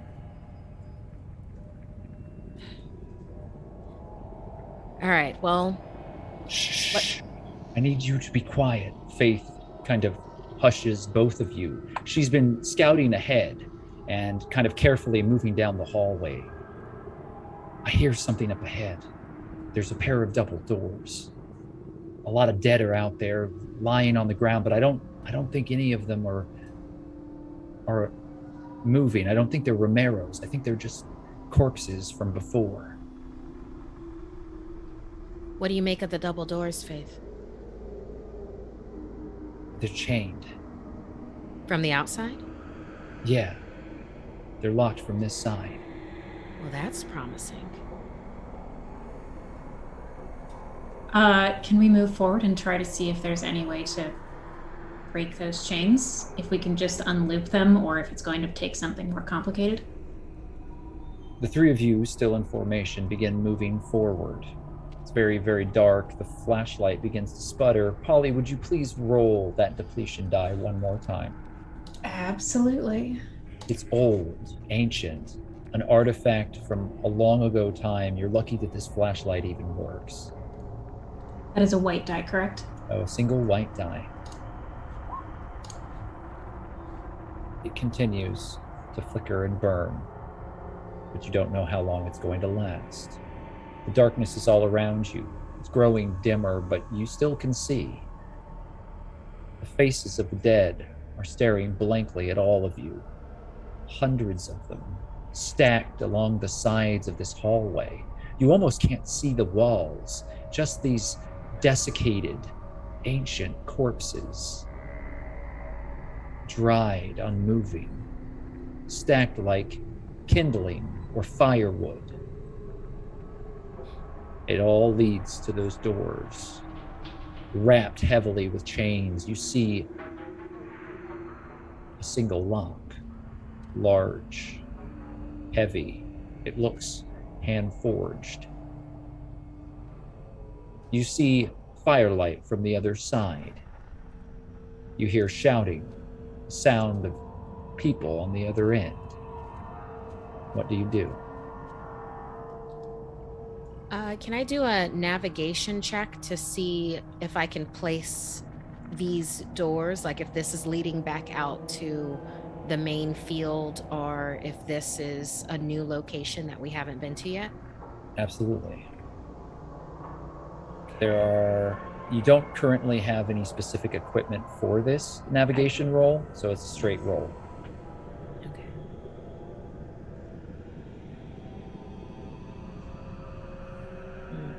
It's 2 degrees of failure.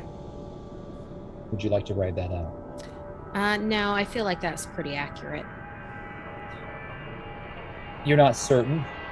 You think that you're moving away from the field, but you can't be absolutely sure. It's a risk. I say we take it. We have to do something, Faith tells you.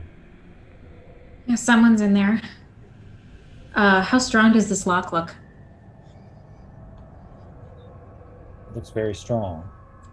Faith points the submachine gun, or points the automatic rifle down to it and looks to you, Achira.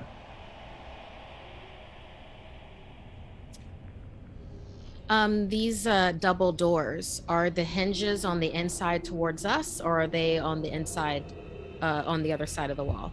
They seem to be on the other side of the wall. Damn.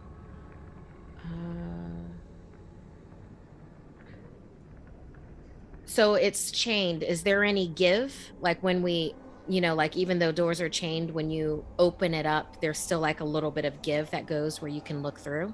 Do you open it? I do. There's a loud clatter of chain as you push it forward. And you hear more clearly what's happening. Make a spot listen check.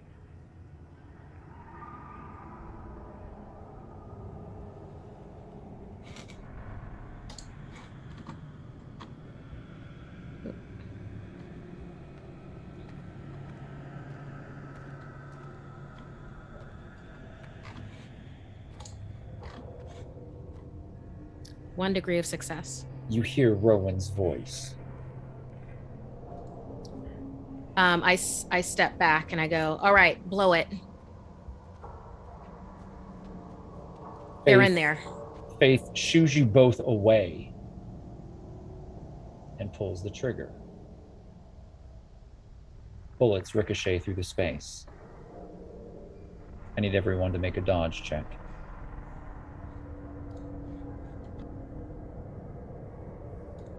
To everyone inside the room, there is the sound of automatic gunfire. It rattles heavily as if it's striking metal, and there are sparks that flash from the other side of the room in the darkness.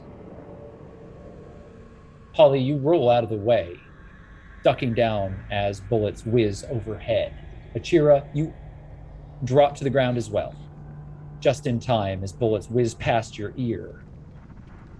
Faith stands back. Damn it. Didn't work. We're gonna have to try something else. We don't have a lot of juice left on this flashlight, but maybe there's a key around here somewhere? Somewhere behind you, you hear the shuffling of feet. Oh. Inside the Polly. room, Rowan, Camilla, and Zippy. Zippy, you are currently wrestling with a Romero. Rowan, you were rushing towards Zippy to aid. Camilla, you were trying still to free yourself, searching the area around you.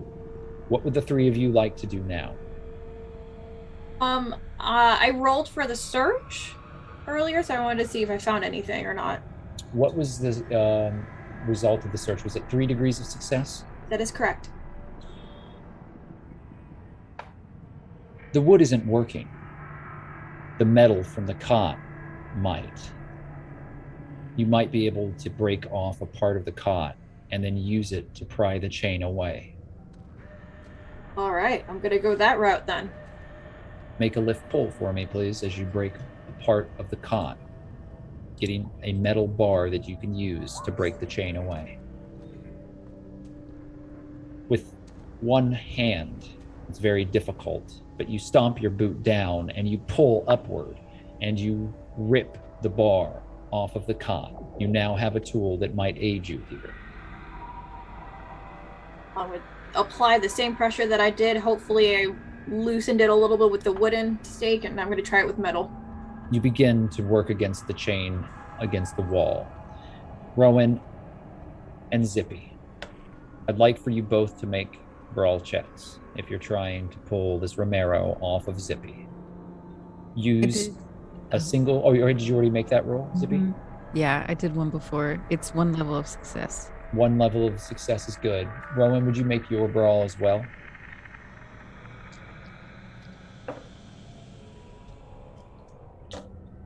Zippy, you're going to be operating first. 1 degree of success as well, Rowan. As Zippy presses this Romero away from them, you rush forward and throw your hands onto its back. And together, the two of you pull it off of Zippy. Zippy, you are free and unharmed. Okay, and I have the key in my hand, right? You have 2 keys. Right. Okay. What? Kill it. Yeah? Yeah. And Rowan will just look for some blunt object or 2 blunt objects that she can pass one to Zippy, that the 2 of them can just wail on this thing. You are looking desperately around you, but you find no blunt object to use. If you hold it still, maybe I can get its head off with this chain. Good idea. And yeah, Rowan will try to full Nelson it. Zippy, let's have you make another brawl check with your chain. This time, I will add no dice of difficulty. And Rowan, you can also make a brawl, and we can use those successes or failures together to determine what happens here. Camilla, go ahead and make your lift pull. Outside of the door, Polly and Achiro, what are your intentions? When Achira lifted on the door against the chain and was able to listen better, was there any gap in there at all? Yes. I'm gonna look to Achira and say, okay, if we can't get the chains off, if you can get enough of a space, maybe I can use the bat to bend the doors. It's a good idea. I can help you with that. Well, I think you're stronger than I am, Polly, but I'll help how I can. Reloads and looks to you. I'll cover you, and stands, gun pointed down the hallway that you came from. Yeah, we're gonna try to wedge this open, maybe to break the chain, maybe to warp the door enough that we can get through. Both of you can make lift pulls, and we'll add your results together. Oh, I hate making lift pulls. Yeah. All right. So together, Rowan, you and Zippy are wrestling with this Romero. You do have 3 degrees of failure. However, Zippy, you have 2 degrees of success. The chain wraps around the Romero's neck. However, unless you would like to do something about it, Rowan, you lose control of the Romero. Yeah, I will use my remaining competency to make that 1 degree of success. You hold tight as the Romero tries to pull away, turning back to Zippy. But Zippy has wrapped the chain around its neck, and you have throttled it as it's thrown down to the ground, Zippy. How would you like to kill this Romero? Pull this chain tight to pop its head off. Pressing your boot against its back, you pull back with your chain with all of your weight, and the head and neck snaps. And while it doesn't pull free from the body, it does hang there limply. Good enough. Its arms and legs stop moving, but its eyes continue to twitch as its jaw works. It doesn't move, however.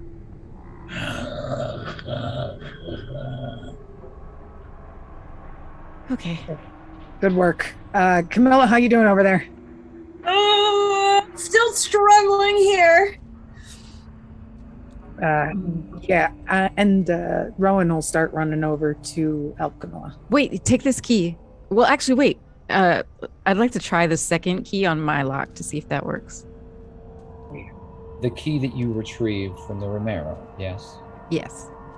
The lock turns and opens. You are now free. Okay, let's go. Run over to Camilla with both keys. You rush over to Camilla, and as you approach it from the firelight, you see now Camilla prying against the wall, sort of futilely, with this bar that's bending. If given enough time, it might work, but certainly you don't have that time. And the three of you are reunited outside. Polly and Achira, you were making an attempt to pry this door open. Together, you have 4 degrees of success, which is a critical success. The chain breaks, finally, as you pry it forward. However, I need 2 depletion die to be rolled. 1 for the bat that you're using, and 1 for the flashlight. Would you like me to roll them separately? Yes, please. Okay. Miraculously, the bat does not break, and while the flashlight continues to flicker, it is still lighting your way. Faith looks back to the 2 of you. If we're going in, we need to go now. Something is coming quick. Let's go. I'm gonna grab the chain in the lock as well, because we might need to bar this from the other side. Smart. Yeah, Polly, as Achira takes the chain off, pulls one of the doors open. Inside, you see the flames inside the center of the gymnasium, scattered ashes and figures moving along the back wall. You hear shouting, and again, Achira, you're certain you hear Rowan's voice somewhere in that mix. You're all together. What would you like to do? Achira's gonna hand the chain to Faith, secure the door, and is gonna shout out back to the other side, Rowan! You hear Achira's voice. Oh my God, Achira? I've got a Polly and Faith with me. Who's with you? I'm gonna start heading towards Rowan's voice. Is Lambert there? No, just Camilla and some new person. Zippy? Zippy, yeah. Zippy. Can we hear this? Yes, you hear all of it.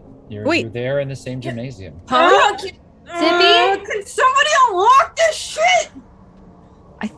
You hear Camilla's voice as well. We ran over to unlock Camilla. Mm-hmm. Camilla is, you use the other key that you have. Mm-hmm. It doesn't fit. Ah, crap. The zombie key? Does that fit? It does not fit. Okay, all right. There's a third key somewhere. The cage? I'm guessing there wasn't a key. Okay, can we... Start looking around. Rowan, you assumed that the key for the cage was the one with the dog tag attached to it. Yeah. There wasn't a key up there. I thought that was probably that one. Should look at the water canteen if it's still strapped to her and see if there's anything attached to that or anything. It is from the Citadel. It didn't belong to you. It does seem familiar, though. I'm actually gonna go back to the zombie and search its body carefully for another key. Very well. Everyone is moving around the space now. Camila, I'm sorry, you are still chained to the wall. Achira, you're entering into the space. Faith has secured the door and is standing guard by it. What do the rest of you want to do? At Polly, at least hearing that Zippy is there, is going to, for the first time, break formation from Achira and run forward. Oh my god, are you okay? Hey. Oh my god, it's so good to see you. Yeah, it's really good to see you. I'm okay. I'm trying to find a key to help this pregnant lady get unlocked. Okay. Have you seen Mondo? No, is he here too? I don't know. I haven't seen him. Okay. One problem at a time. Yeah. Yeah. Searching the zombie body. Camilla, it's good to see you. Hey, yeah. Yeah, good to see you too. Sorry, I feel fucking useless right now. I can't do anything here. Well, I've got something to help with that. After we get you off this wall, I've got an assault rifle for you. Know what a good shot you are. There is a box in the darkness on the far corner of this gymnasium. One that both Polly and Zippy find. There's nothing else on the Romero. The body seems to be completely bare of anything of use. But you do now see this box some distance away in the shadow. Whoa. Okay, what is that? I'm gonna approach it. How big is it? It's very large. It looks like a military footlocker. Neither of you can read, but there is writing across it. Okay. Want to help me try to open this? Yeah. And we try to pry it open. It's locked. Ah, okay. I have 2 keys. I'm going to try them both. The key that was on the zombie doesn't work. Mm-hmm. The other key that you have does. Okay. Open. The box opens. What you see inside from the flickering fire causes you to try and step back. Far too late. Oh, God. A hand grabs you, Zippy, and pulls you towards them. Do I recognize this hand? Is it missing a finger? No. Okay. You don't recognize this figure. Somewhat small. Looks kind of like a wild child, but there's something horribly wrong. Something isn't right. This isn't a face. It's not whole. I'm gonna try to pull my arm free. You can try. Make a final lift pull, please, Zippy. Fine.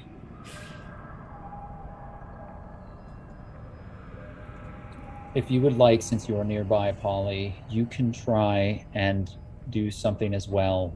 But Zippy has 5 degrees of failure, and I don't believe you have any competency remaining, do you? I have... Did I spend that last one? I believe you No. did. I believe you did, have yeah. 2 did. communal competency points left. There are 2 communal competency if you wish to use them. I wish to use them. Very well. You've avoided an automatic bite. However,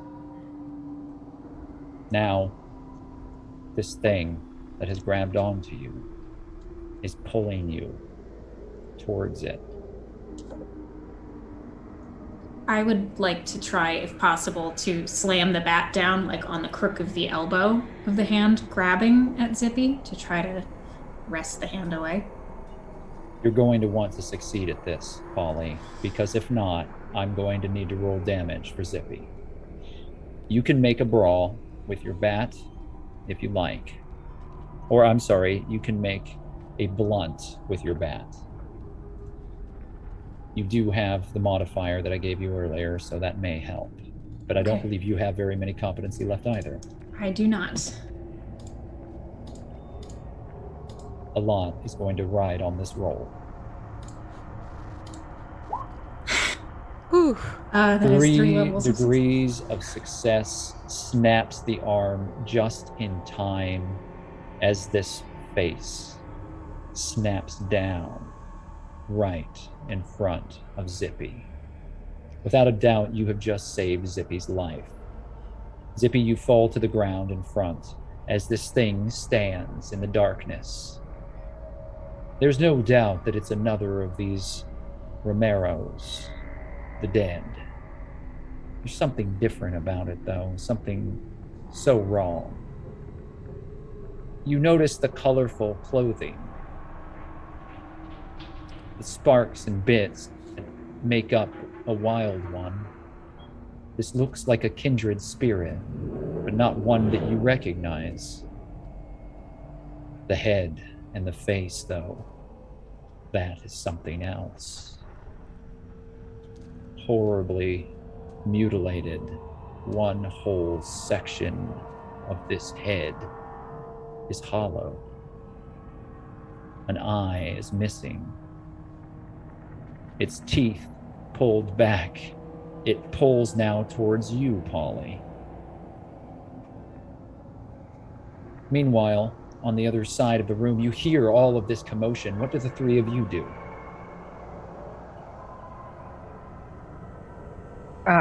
Achira, do you want to go check on them? And I'll keep helping Camilla try to pry this up till we find a key. Oh, you're muted. Achira's going to pull the assault rifle that she was about to give to Camilla and start running over to them in this box. She's not going to make it all the way over there, but as close as she can get to then aim and possibly fire. It's very dark. Which of you have the flashlight? I believe it was Polly, is that correct? Yeah, Polly. Where is that flashlight pointed right now, Polly? I'd like to say it's toward the creature, but considering that I just slammed this bat down, I'm gonna be fair and say it's probably pointed towards the ground. That's true. But I'm going to say that after you swing the bat and strike it and Zippy hits the ground, you fling it back forward. Achira, as you run across the gymnasium floor, you see it. Polly and Zippy, you see the key hanging around its neck. Camilla, the chains weigh heavily as you continue to try to pull as Rowan aids you. They may give if you wish to stay here long enough to try to fight against them. Yeah, I don't have any other option because I don't see the other key. So let's keep pulling. Achira, you lose a morale point.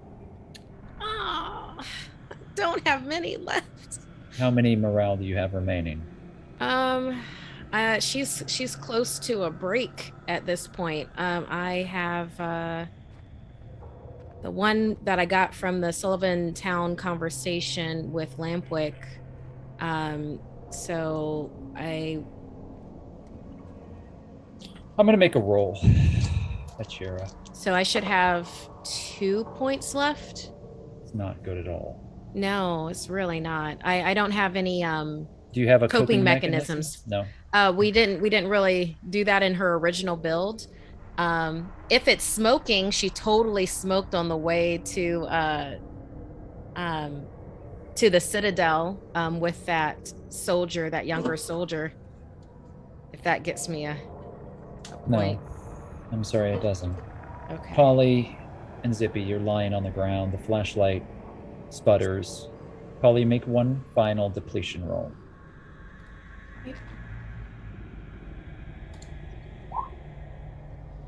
It sputters but stays lit. And Achira, you nearly drop to the ground. Your heart sinks. Figure rising up out of this footlocker. You can see the writing on the footlocker. It says Rowan Karloff. It has Citadel markings on it. But the figure,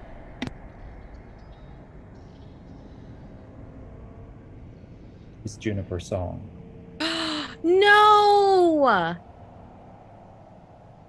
We'll be back next week.